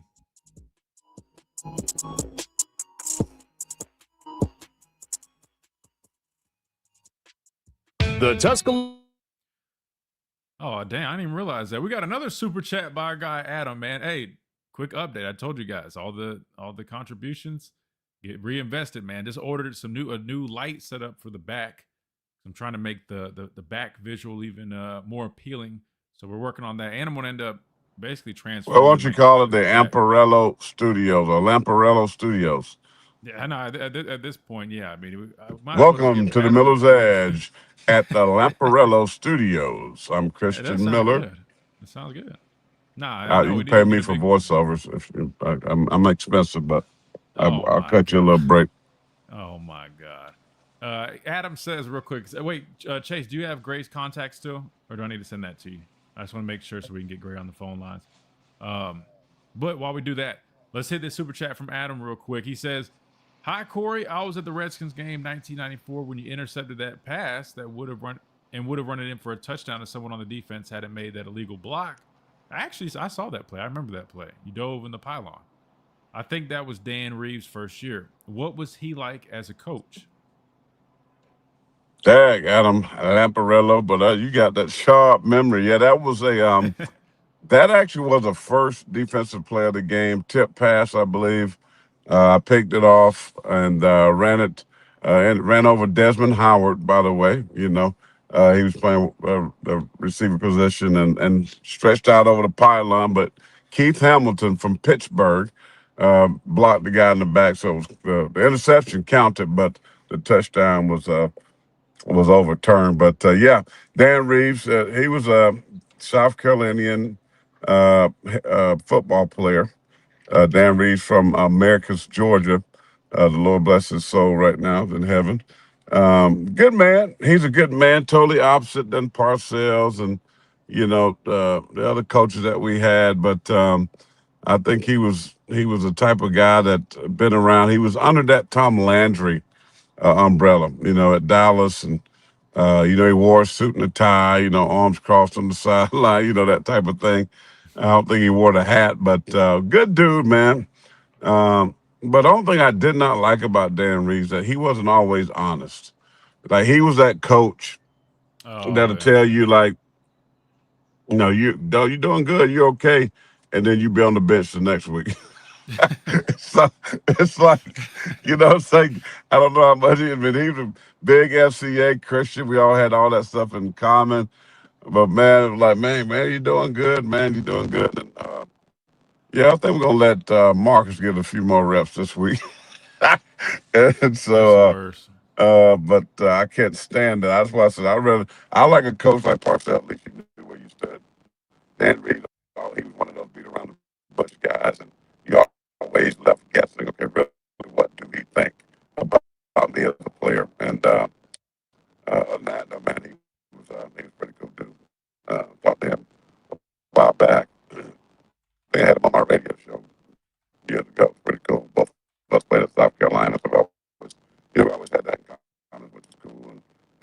get good as a coach. Mike Nolan was the defense coordinator. That's a big name in the National Football League. I think father Dick Nolan. Mike was my coordinator on the Dan Reeves. We had a good team. In '93 we had 1994 we had defense in the league, so that was a good thing. Okay. All right. I think you kind of sound like a robot for a second, so I was trying to figure. I think Chase said it. Yeah. Okay. I think yeah. Try to maybe come back real quick because your audio is acting kind of weird, man. Wait. Is it better? No. Yeah. Okay. I wanted to make sure that wasn't just me. Thanks, agent, for confirming that, man. Yeah, if there's ever any tech difficulties or anything, you guys can always let me know in the chat. I asked Chase though while he was talking. I'm like, does he sound like a robot to you guys too? Wait, he rejoined, but wait, device not connected. Chase, don't worry, I can always figure him out. We can I'll get Gray on here and I can just figure him out in a second. Is that better? No? Yes? Yeah, still the same. We'll figure him out in a second. We got Gray coming up here. 93 and 94 defenses, man. Yeah, I've seen clips of him when he was playing back. And welcome back into this Wednesday edition of the Miller's Edge, Tide 100.9, 1230 WTBC. All right, we got our guest on the phone lines. We got my guy, Gray Robertson of the Crimson Tide Sports Network, SEC Network, Mr. Do-It-All. You've probably heard his voice on every sport broadcast under the sun. Gray, welcome in, man. How's everything going? Hopefully your voice is all right, man. I've seen you call like every single sport over the past week, man. How's everything been? I'm surviving. You know, it's that time of year. I have been sipping tea like it's my job and not talking. But you know, it's all in good fun, and it's a great time of year. I mean, there are no off days whatsoever. Yeah, no, I imagine. So when did you start calling? Because I know I saw you did baseball, I think yesterday. I know you've been doing volleyball, women's basketball. I think I've seen you do men's basketball before, if I'm not mistaken. And of course, softball. Have you always been doing all sports like that? Then, of course, our post-game show with Alabama football. Have you always been doing all the sports, or is that this year a little bit newer? Pretty much. A little bit more baseball this year. I'll be actually leaving for Montgomery in about an hour to go call Alabama State again tonight. But, yeah, you know, I mean, just I say yes to everything. So if they ask, I'm typically in. And it's fun. I really enjoy kind of seeing all aspects of Alabama athletics. So many people on the outside are focused on kind of just the football and basketball of it all. And I think if you go deeper in the athletic department, you can see a lot of really cool things are happening around here. And it's fun to be a part of as many of those things as I possibly can. No, absolutely, man. Well, I'm definitely praying for you and your voice because I can only imagine how that's going. But great, tell me, man, you mentioned all the great things going on, man. Give us the latest, man. Give us a scoop. I guess we'll start with softball because last time you came on, and I know you're big in softball. I know you call their games. And when we talked, it was opening weekend. They had a very solid weekend. And since then, they've continued that. They've been on a hot streak. I want to say they're still undefeated, if I'm not mistaken, if I still got that right. And they've been looking incredible this year, man. How have you what have been your thoughts on Coach Murphy and his squad this season so far? Yeah, you're right on the money. One of the final three undefeated teams in the sport, along with Tennessee and Grand Canyon. And it's, you know, a lot of the hype has been, oh my gosh, look at the offense. And the offense is putting up really good numbers. You know, team batting average of 375, nearly 40 home runs already. Last year, the team hit 60 the entire season. They will eclipse that this year. You've got Brooke Wells, who's been a great addition, the Houston transfer. Lex Papilla is swinging at the best she ever has. Marley Giles has been a steady batting average threat. You're kind of doing this with your All-American Audrey Vandegrift hitting, quote-unquote, only 345, which is a little bit down from what we've seen from her historically, but I'm not concerned long-term. So the offense is getting a lot of the buzz, but the reason Alabama's undefeated is because all three facets are working perfectly in sync. Pitching has the second best ERA in America. You've got two freshmen in Vic Moten and Caitlin Palazzi who've backed up the hype. coming into this year. And then that's allowed Jocelyn Brisky to kind of pitch freely. Not only, does she have some true help in the bullpen, but the offense has her back too, and she's allowed to make a mistake every now and then. And, she hasn't been making any. That's why she was pitcher of the week this week. Then you've got a defense that's extremely clean. You've got an offense that can hit for power, but also has the speed and the athleticism to burn you if you're playing them as a power-only offense. So it's the connectivity of all the facets of the game that has allowed this Alabama team to start 20-0. Now you start conference play this weekend against Ole Miss, so it'll be interesting to see how they handle playing a team 3 times. And the SEC is always a gauntlet. It's the best conference in college softball by far. But I think if you're Alabama, you are as confident after a month as you've been probably since 2019. And that's a really, really fun spot to be in here in 2026 with a really young team that just seems to be enjoying themselves. They're having fun out there. They're having fun on the field. They enjoy each other's company. It's a really fun team to travel with and hang out with. And I've had a blast. So I really think this is an Alabama team that can reach some major, major highs, not just in the SEC, but in the national landscape. And you couldn't ask for a better start to the year. Yeah, and you mentioned the offense. That was one thing that was to be desired a little bit last couple seasons, and it seems like they've kind of figured something out there, and hopefully they can continue that, as you mentioned, as they head on into conference play. Man, really excited for that group, man. I know Coach Murphy really well, and I know how passionate he is about his teams, and it seems like they got a pretty dang good one this year, so that's always good to hear. You mentioned baseball. You got the call with those guys this afternoon or this evening. Give us the latest with baseball, man. How have they been faring so far this season? It's been a little up and down. Some good moments and some shaky moments. I think a couple weeks ago, the midweek dual matchup at Stanford on a Tuesday, Alabama State on a Wednesday, those were wins, but they weren't like jump off the page, all right, this is great stuff kind of wins. And Coach Vaughn even said that on postgame after the Alabama State 2-1 victory. He was like, this is not, like, we won the game, yes, hooray. This is not the standard. This is not how we want to play in these types of games. And, they backed it up a little bit since then. The series went over Rhode Island. Pretty impressive stuff. There was never really any drama in that matchup. Of the trip to Frisco, you got a big win over ranked Oregon State. It hasn't been super consistent. Southern Miss is a team that potentially could win a national championship this year. They're that good. And that was a run rule win for the Eagles. The Houston matchup in Frisco, Houston won 8-2. Last night got a little sketchy for a minute. Alabama was kind of in control. They never trailed against Jacksonville State, but a 2-out, 2 RBI double makes it 6-5 in the ninth, and you're looking around like, well, hold on. Now the Gamecocks have the tying run on second base with 2 outs. Like, it hasn't been, again, super consistent, but you can see evidence of the ceiling for this team, and it's just about putting it all together, getting kind of like what softball has, the connectivity of the offense, the pitching, and the defense, because it just hasn't necessarily been as crisp on that side. Tonight is a great chance to make a statement after the Alabama State game a few weeks ago was a little dicier than you would want. And then North Florida this weekend provides a chance to keep the momentum rolling before you start conference play in 2 weeks. So I think that there are highs that this team can reach. They're certainly not there yet, but the potential exists. Yeah, I'm excited I'll be honest with you. I hadn't seen too many of their games just yet, but I've always been a big baseball guy. I enjoy getting out there, and hopefully they can kind of get a little bit more consistency, like you said. And we'll see kind of what they can do. But in terms of some of our other teams making some movement right now, Gray, you got women's basketball. You call some of their games as well, heading into this SEC tournament that's going on right now, man. Talk about that group. They've had a pretty solid season themselves, led by Coach Curry.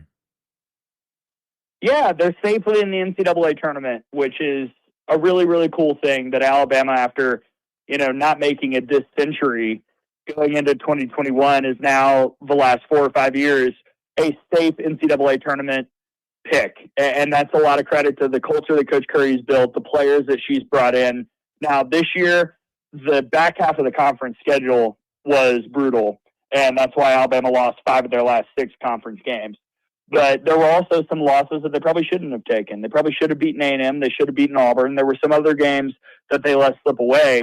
but you look at what this team is capable of when they're firing on all cylinders, when they're getting the most out of Jessica Timmons, who was picked second team All-SEC just the other day, when you're getting the most out of Essence Cody. Naomi Jones has been a real big revelation this season. She has stepped up in a massive way, and I've been very impressed by the way she's performed. When you've got Alabama hitting on all cylinders, they can beat close to anybody. Now, you've still got those 5-6 teams in women's basketball that beat up on each other, and then otherwise they beat everybody else, the UConns and the South Carolinas and the Texases, and you have the teams up there who kind of run the sport. But Alabama's not far from reaching that tier just below that.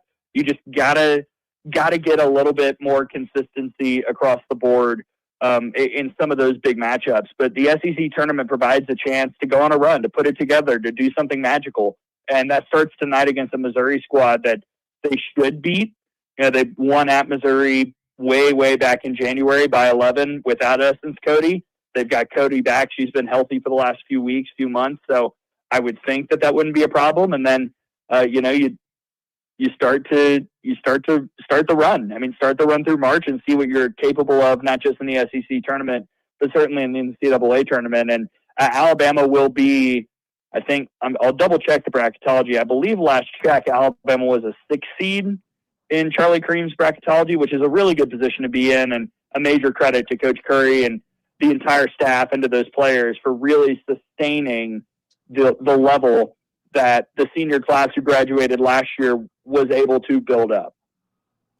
We're joined by my co-host over on the Alabama Football Postgame Show, Gray Robertson, CTSN broadcaster, analyst, alongside SEC Network. You can hear him call, like you heard him say, games for pretty much every single sport and athletic program here in Tuscaloosa, man. He does a phenomenal job. Make sure you guys tune in. Again, he's got a call today with Alabama baseball, but I want to stick, Gray, with basketball real quick. But on the men's side, they suffered a little bit of a surprising loss last night to Georgia. Had been on a nice little win streak, had the whole issue with the Bediako thing going down, but they responded well. Looked like they're kind of getting their groove back. Had that shocker last night, but then you got the Iron Bowl of basketball quickly approaching us. How would you assess Alabama men's basketball, and what's your feel for that team kind of going into March now as we quickly approach March Madness and the SEC tournament? I think that this is an Alabama team that understands its flaws, right? Like rebounding is an issue. And when Alabama doesn't rebound well, those games have typically not gone super well.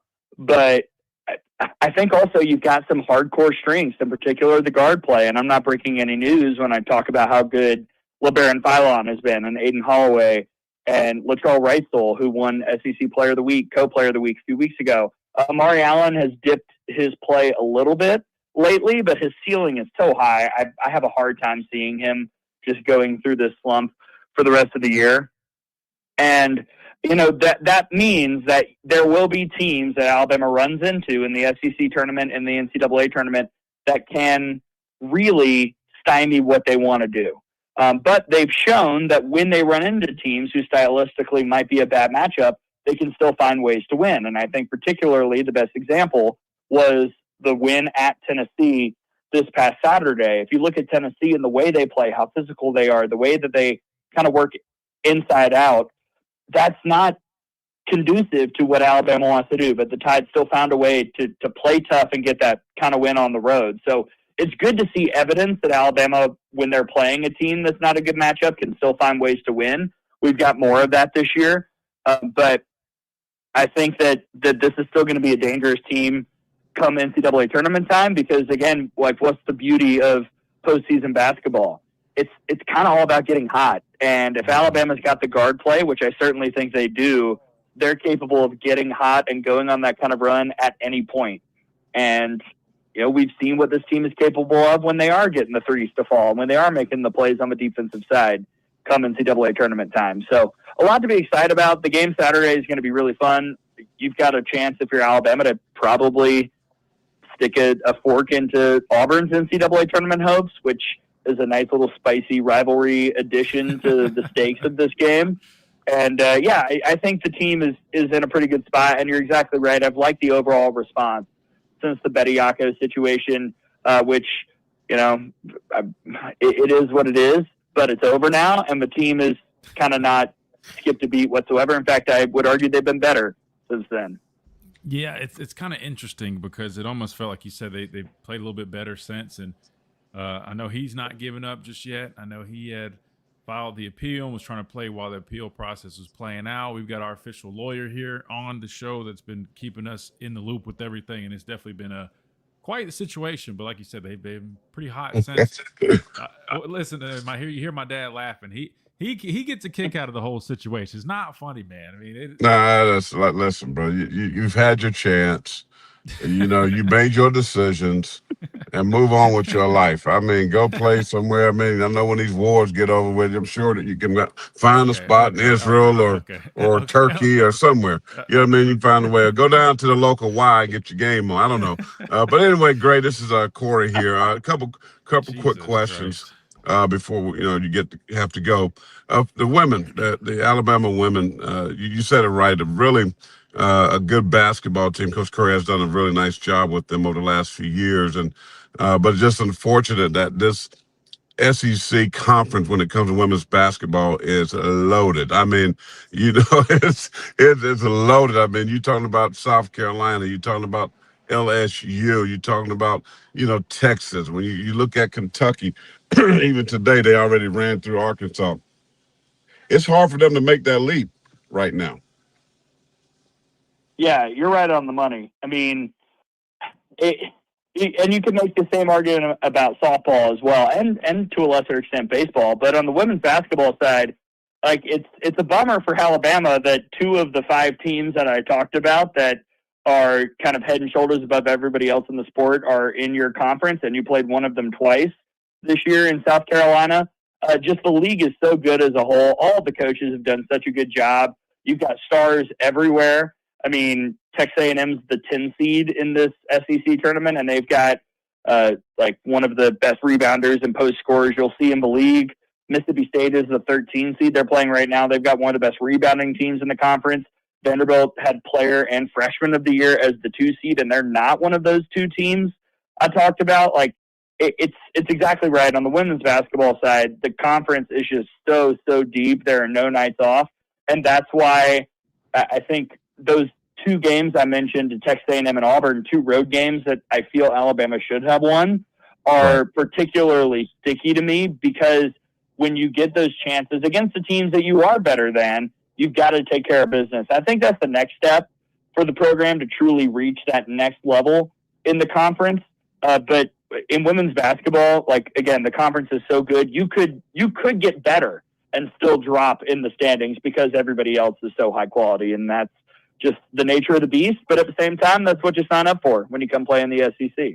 Yeah, they should have an opportunity. I think it sets up for them nicely to make a run, into Saturday, perhaps, maybe catch a South Carolina. I don't remember exactly what bracket they're in, but maybe catch a South Carolina who has a double bye, one of those teams, LSU, Texas, these guys, and make a statement, win those games that you should win, but yet maybe pull off an upset, and that's going to help you, I think, as your final seed as the NCAA is concerned there. But real quickly, for the men, for me personally, I've watched a lot of Alabama basketball from afar, Gray, and it's just, you talk about the guard play, which I think you're spot on. Very, very nice play there.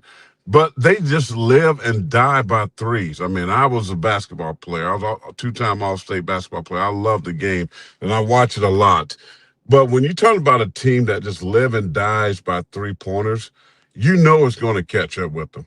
You know that when they're cold, if they go through streaks where they're cold, and you're talking about a good team that one maybe can slow them down, that which was a good win by beating Tennessee because they played just the opposite inside out. Their bigs are phenomenal, but Alabama to me has to find a way to go out and find a big man to where when they have to play, in the half court, that and you're going to see that in the tournament, right? That the teams that go far in the NCAA tournament are teams that can play very good basketball in the half court game, not run and gun, not firing up 33s a game, but those that can slow it down, play good offense in the half court and good defense.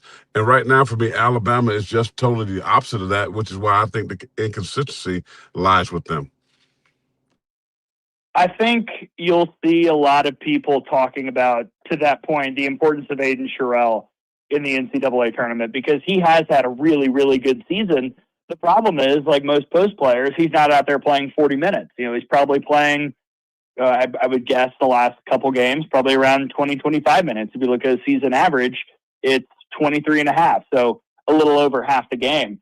He's going to be really, really important because you're exactly right. To win a championship, you've got to be versatile. And while I think the NATO's formula does work, you've got to be able to have multiple ways to beat somebody. We talk about this on the softball side all the time. Power offenses are awesome, but when the power's not working, what's your backup plan? What's the other thing that is going to help you win win a softball game? That's why we love the speed that this year's team has. Alabama's backup plan is attacking the rim and really trying to get to the free throw line, and you've got to be able to have that maybe a little more when the 3-point ball isn't falling. And, we'll see if the squad is able to put that together come March. Absolutely great, man. I appreciate you taking some time to hop on here with us. I know you're busy out of your mind. I didn't even realize you had another call today and you're about to hit the road to do that, man. So good luck on your call. Have a great one. And real quick, just tell everybody, I guess your upcoming schedule, how they can listen to you. And because you also have a podcast too that you do for all our softball listeners, if you want to shout that out as well. Yeah, we've got Out of the Box, new podcast episode came out the other day. I challenged an Olympian to a pickleball game, so we'll see how that goes. And we've got baseball tonight on the Crimson Tide Sports Network, and then softball starts Friday, game 1 at Ole Miss at 6 o'clock Central Time. Tom and I will be on the call for that. So, lots going on. You got women's basketball tonight, men's basketball Saturday. No off days in Tuscaloosa. And especially not if you're Gray Robertson, the voice of all sports here in Tuscaloosa, man. I love it, man. Happy for you. Killing it. Keep doing your thing, man. We'll talk soon. I appreciate you jumping on with us, man. Thanks, partner. Great to chat with you all. Yes, Take sir. care, Always, appreciate you, brother. Good deal, man. Gray's the man. You guys heard it, man. Make sure you guys catch all of his calls. A lot of Alabama sports coming up, man, so you can hear him on all those. Real quick, before we get out of here, big thanks again to our guy, Adam at Lamparello Law, who is, at this point, man, he might as well just be the title sponsor of the show. He's going to be on with us tomorrow. We'll talk with him. We'll talk some more Alabama football like we always do.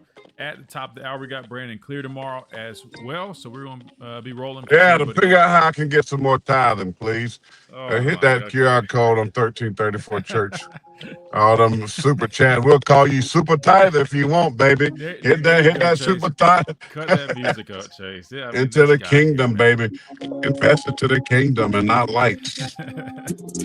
Jesus Christ. Lamparello Law, education and advocacy. Make sure you guys check them out. 213-175-1115. Lamparello-law.com is where you can find our guys, the official representation of the Miller's Edge. We'll see you guys here tomorrow. Tide 100.9, 1230 WTBC.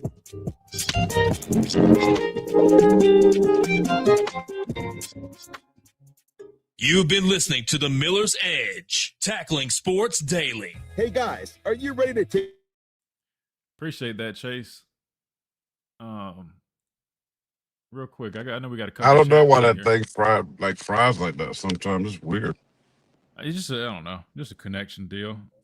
All good. And said up there, it's not me. It's the line, Twitter or StreamYard, one of them.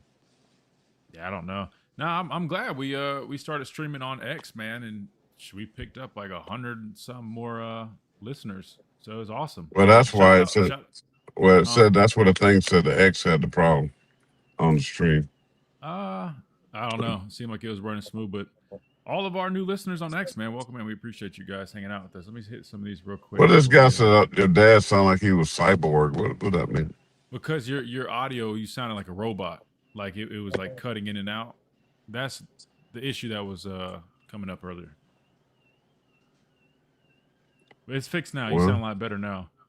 Did you decide on a handicap? What's that? Somebody said, pass that basket around one more time. I'm not like the Drewski pastors now. I'm not like the Drewski pastors. No defense. The offense is talking about basketball. What do y'all got going over in Columbia, man? Y'all got like 2 tackles already hurt. Y'all just started spring ball, it looks like. Today was the What's going first on, day man? of practice, man. I mean, Yeah, one of their big time left tackles is out. That's big. That's not good. I just saw, I think, a second one just got hurt too, or something Yeah, like there's that. two of them. One of them got hurt because he's playing basketball, I think. And I don't know what Allegedly, it was got so. like allegedly the coach was like a coach-led basketball game or something like that, or like maybe they were playing like as a group. He might have been at the P Center. I don't know, but yeah. But when you lose those, I mean, for the North, I mean, that's your protection. I mean, so Were but they those. different sides? Was it one a I left think tackle, one a so. I right think tackle? one of the guys was a new guy. I think I got to go back and look at the Yeah, name. no, But one of them was the left tackle from NC State that we were recruiting via the portal. But then the other one, I didn't know if he was a right tackle. I don't know is if he one of was NC backup. State out for the year? He's out for a while. I think they said they're hopeful he'll be back, but it sounds like it's definitely like a long-term thing. It's not some 4 to 6 week deal. It sounds like he might not be back until end of the season at some point. Yeah, it don't matter. I would have redshirted. Mm, You don't got that. See, that's what I'm saying. You get that bag and then paid him all something that like money. that. That's crazy. Yeah, that's not good. I got to go back and listen to Beamer's post. He did his press conference yesterday, so I hadn't listened to it. I've been pretty busy, but I'll check that out today. But anyway, it's good. I got to go do my quick podcast. I'm running late on that today. My little 5-minute devotional. And Podcast. I call it playing a podcast, but it's just a devotional. That's on my StreamYard. You gotta get the setup, man. I'm telling you what to get, man. I'll show you the camera and stuff. It changes the quality, man. Changes the game. It'll probably help it. More people will probably. I don't know. And people want the What do you- content. Like this one, Man, when I get off, I'm listen, gonna sit right here in my car and do it because people like when you do little things in your car. It's amazing. I stopped for a while. They're like, "Man, you don't do those in your truck no more. Those are the best." So you can always put the camera in the car, man. I mean, I'm just telling you, man. Quality might be helpful. Somebody asked, did you play against Bo Jackson and Barry Sanders in the NFL? I did. Barry Sanders was the best running back to ever play the game. A lot of people said Emmitt Smith. I'm like, no, that's not a hot take. That's a fact. Emmitt Smith played behind 5 Pro Bowlers. I mean, the 5-0 flat running back could have been a 1,000-yard rusher behind that line, the way they changed the line of scrimmage. But no, Barry Sanders to get 2,000 yards with a patty cake offensive line that he had to play with. I mean, the reason why the dude retired early, that's how bad his teams were. That should tell you something. But Bo could have been that, had he stayed healthy. I mean, he talking about speed and power. There was no one that had the speed and power like a Bo Jackson.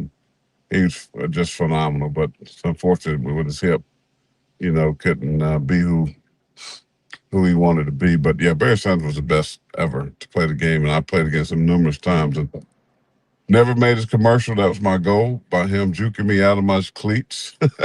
Never made a commercial, so I'm good with that. Dang. Barry Sanders, man.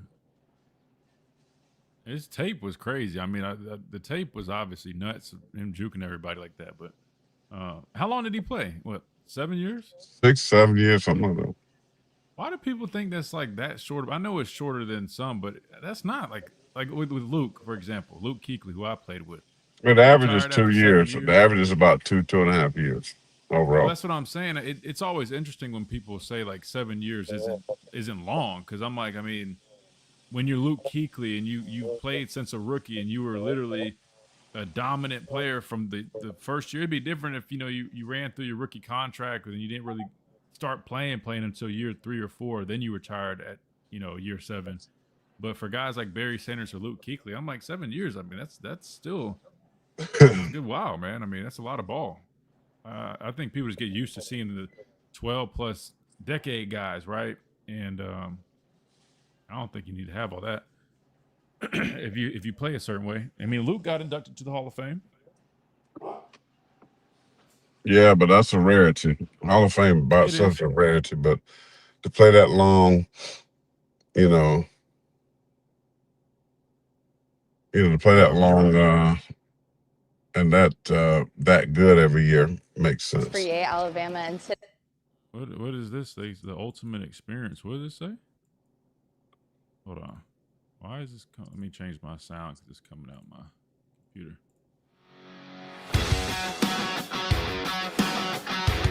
Hold on. Yeah, Alabama needs to sponsor this show. I post a lot of stuff and helping them out, man. They need to sponsor the show, but. Hey y'all, this is Peyton Brown, Director of Operations for Yale, Alabama, and today we're putting on Champagne and Shoulder Pads, our women's clinic. It's been a lot of fun to plan this. We have a lot of fun things planned today. We have equipment breakdowns, officiating. There are a lot of women that love Alabama football. We have a lot of women listeners on the show, man. So that's a cool idea, man. Cool concept. Champagne. What happened to Julie? She there you go. Julie. She comments. She still comments. She listens. Oh, she's on there. Facebook Okay, good. stream. Yeah. Lessons, player panels, tours of all of our amazing facility, just kind of getting all the local ladies of Tuscaloosa in, teaching them about football, getting them hyped for the season. So we're really excited for the day and can't wait to see what y'all think. Hey, 8-ball corner park. Roll time.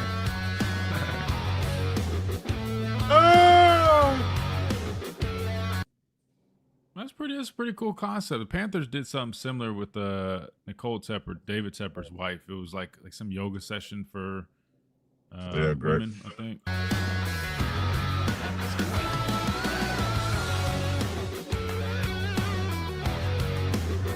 Oh, okay. All right. Oh, hold on now. Whoa. They got them doing bag drills? Oh, yeah. South Carolina. They've been doing that here in South Carolina. Okay, y'all behind. We've been doing that. We've done this before, too. This ain't the first year. They obviously have clips from another year. I mean, watch her slap the shoulder and rip. Watch this move right here, number 18. Let's see it. Let's see the move. Violent. Look at this violent. She got to bring the rip. Swipes, violent, swipe. Get out the way. Get out the way. Okay, sorry. I don't know why I just did that. Hold on. Hey, where'd she go? There we go. Hold on. Yeah, we that bag needs to hit the ground, man. If we're gonna coach them up, we're gonna let them hit bags, man. We actually coach it appropriately, man. Bags gotta hit the ground. We're not slapping it. We're contact. That was a big thing. A lot of guys when they first start doing bag drills, they slap it. They think you're supposed to slap it. You think about it, offensive tackle, you ain't gonna move his arm with a slap. It's got to be a forceful, not a push, but you really gotta punch, push. However, I don't know the correct term really you want to use there, but maybe you should go out there and show them a move or something. I don't know. Anyway, we can't get this time back from watching that video. Well, come on, man. Don't do that. Don't stop. Don't get us canceled. There's nothing wrong with this video, man. It's a great video. I don't know wrong with it, but it's everybody can go hit bags, man. Everybody can go. Oh, hey, go on there and make me a pimento cheese sandwich on wheat. No. That's what I'm talking about. Now that lady right there did something. Look at that. She hit that back. That was a good one. Wait, why they got the football on top though? I've never seen that though. A fumble. She calls it a forced fumble, tackle for loss, hit the bag harder than any defensive lineman of Alabama's last year. That's physicality. Now, if you're getting creative and you had somebody falling behind to practice scoop and score, I could understand putting a football there for that reason. But no, it's not bad. I mean, pad level, we gotta get her pad. I mean, with a Rolex on and a $20,000 ring. Go ahead, girl. That actually wasn't too bad, man. I gotta give it. Look at she got the boards fired up.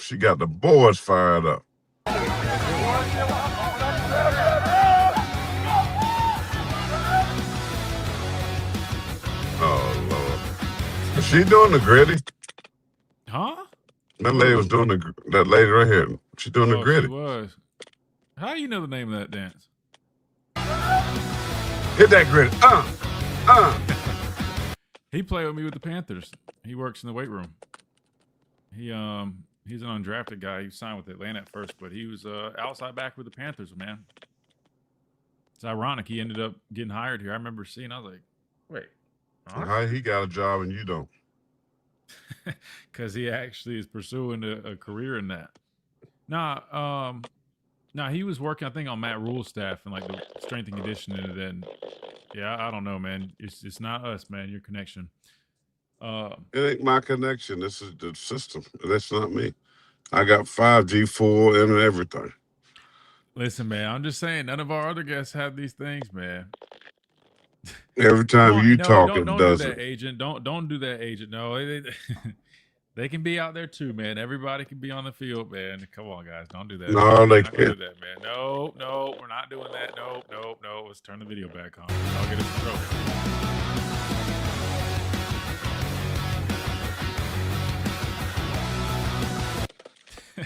I mean, they are getting the whole experience, though. I mean, they're on the field, the weight room, the meeting room, the training room.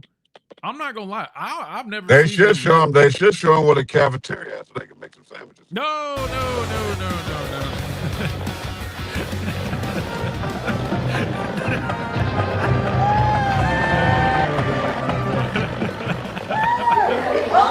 Okay, no. See, his connection broke up. That's not what he just said. His connection broke up. Yep. See, his connection broke up. I didn't hear that. I think his connection broke up. What do I get myself into, man? I got to stop sending him the link to the stream. I have to.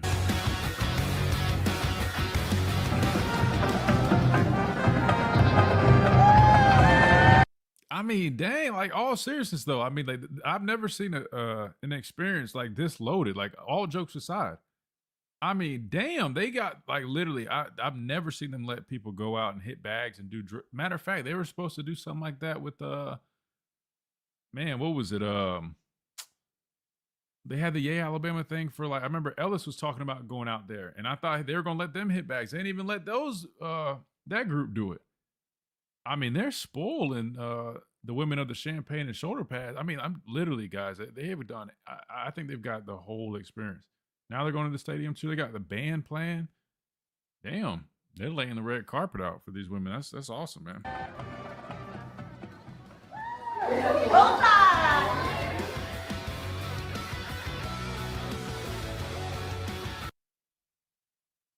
They're bringing players out in uniforms for them too. Goodness.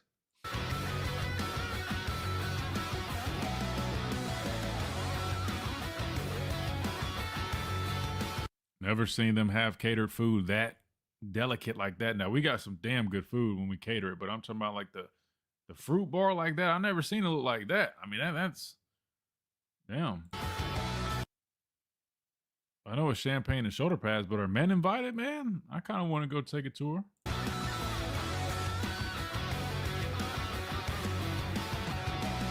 Gift bags too? That's probably expensive though, guys. I mean, let's call a spade a spade. That's probably expensive as hell. Thought about participating in it, but my schedule doesn't line with it. Dang, what is it? If you don't mind me asking you, Kenji, I mean, do you know the details? I mean, do you have to, like, what are the requirements? I don't know what the requirements are. That's cool though. Literally they rolled out the red carpet. That's crazy. I mean, that's more than even the recruits do, low key, if I'm being honest with you. I don't even think the recruits do all of that. I've never seen bands playing, Crimson Nets, dance like that. That was crazy. What is it that caters in the whole football team or whole gymnasium at the YMCA? General admission is $200, $350 for VIP. That's not, I don't think that's that bad. Got an email about it. I don't think that's that bad. I mean, $200 to do all that. I mean, you're hanging around players. You probably can get yourself an autograph or two if you really wanted one. I mean, honestly, I don't think that's that bad to go do all that. Now, I'm over here promoting it, man. I'm about to invoice Aaron. I'm about to invoice Aaron over at Alabama, man, for all this promo. No, all jokes aside, though, that's pretty cool, though. It does seem like a pretty good deal, though. Probably a millionaire party. That's what I was thinking at first. I'm like, these might be like the top tier donors or something like that. It's all the experiences I'm seeing, but nah, they're just taking care of the women of Alabama football, man. That's dope, man. That's cool. All right, that said, I probably should have got off on here when he started going down the whole. Anyway, but I am about to get off of here. Appreciate you guys as always. Our YouTube folks, if you haven't already, hit that like button. That always just helps us out. You guys know the drill. All of our folks over on X now that we've started streaming to over there. If you guys don't mind, if you guys use YouTube, go ahead and go to our YouTube channel and subscribe.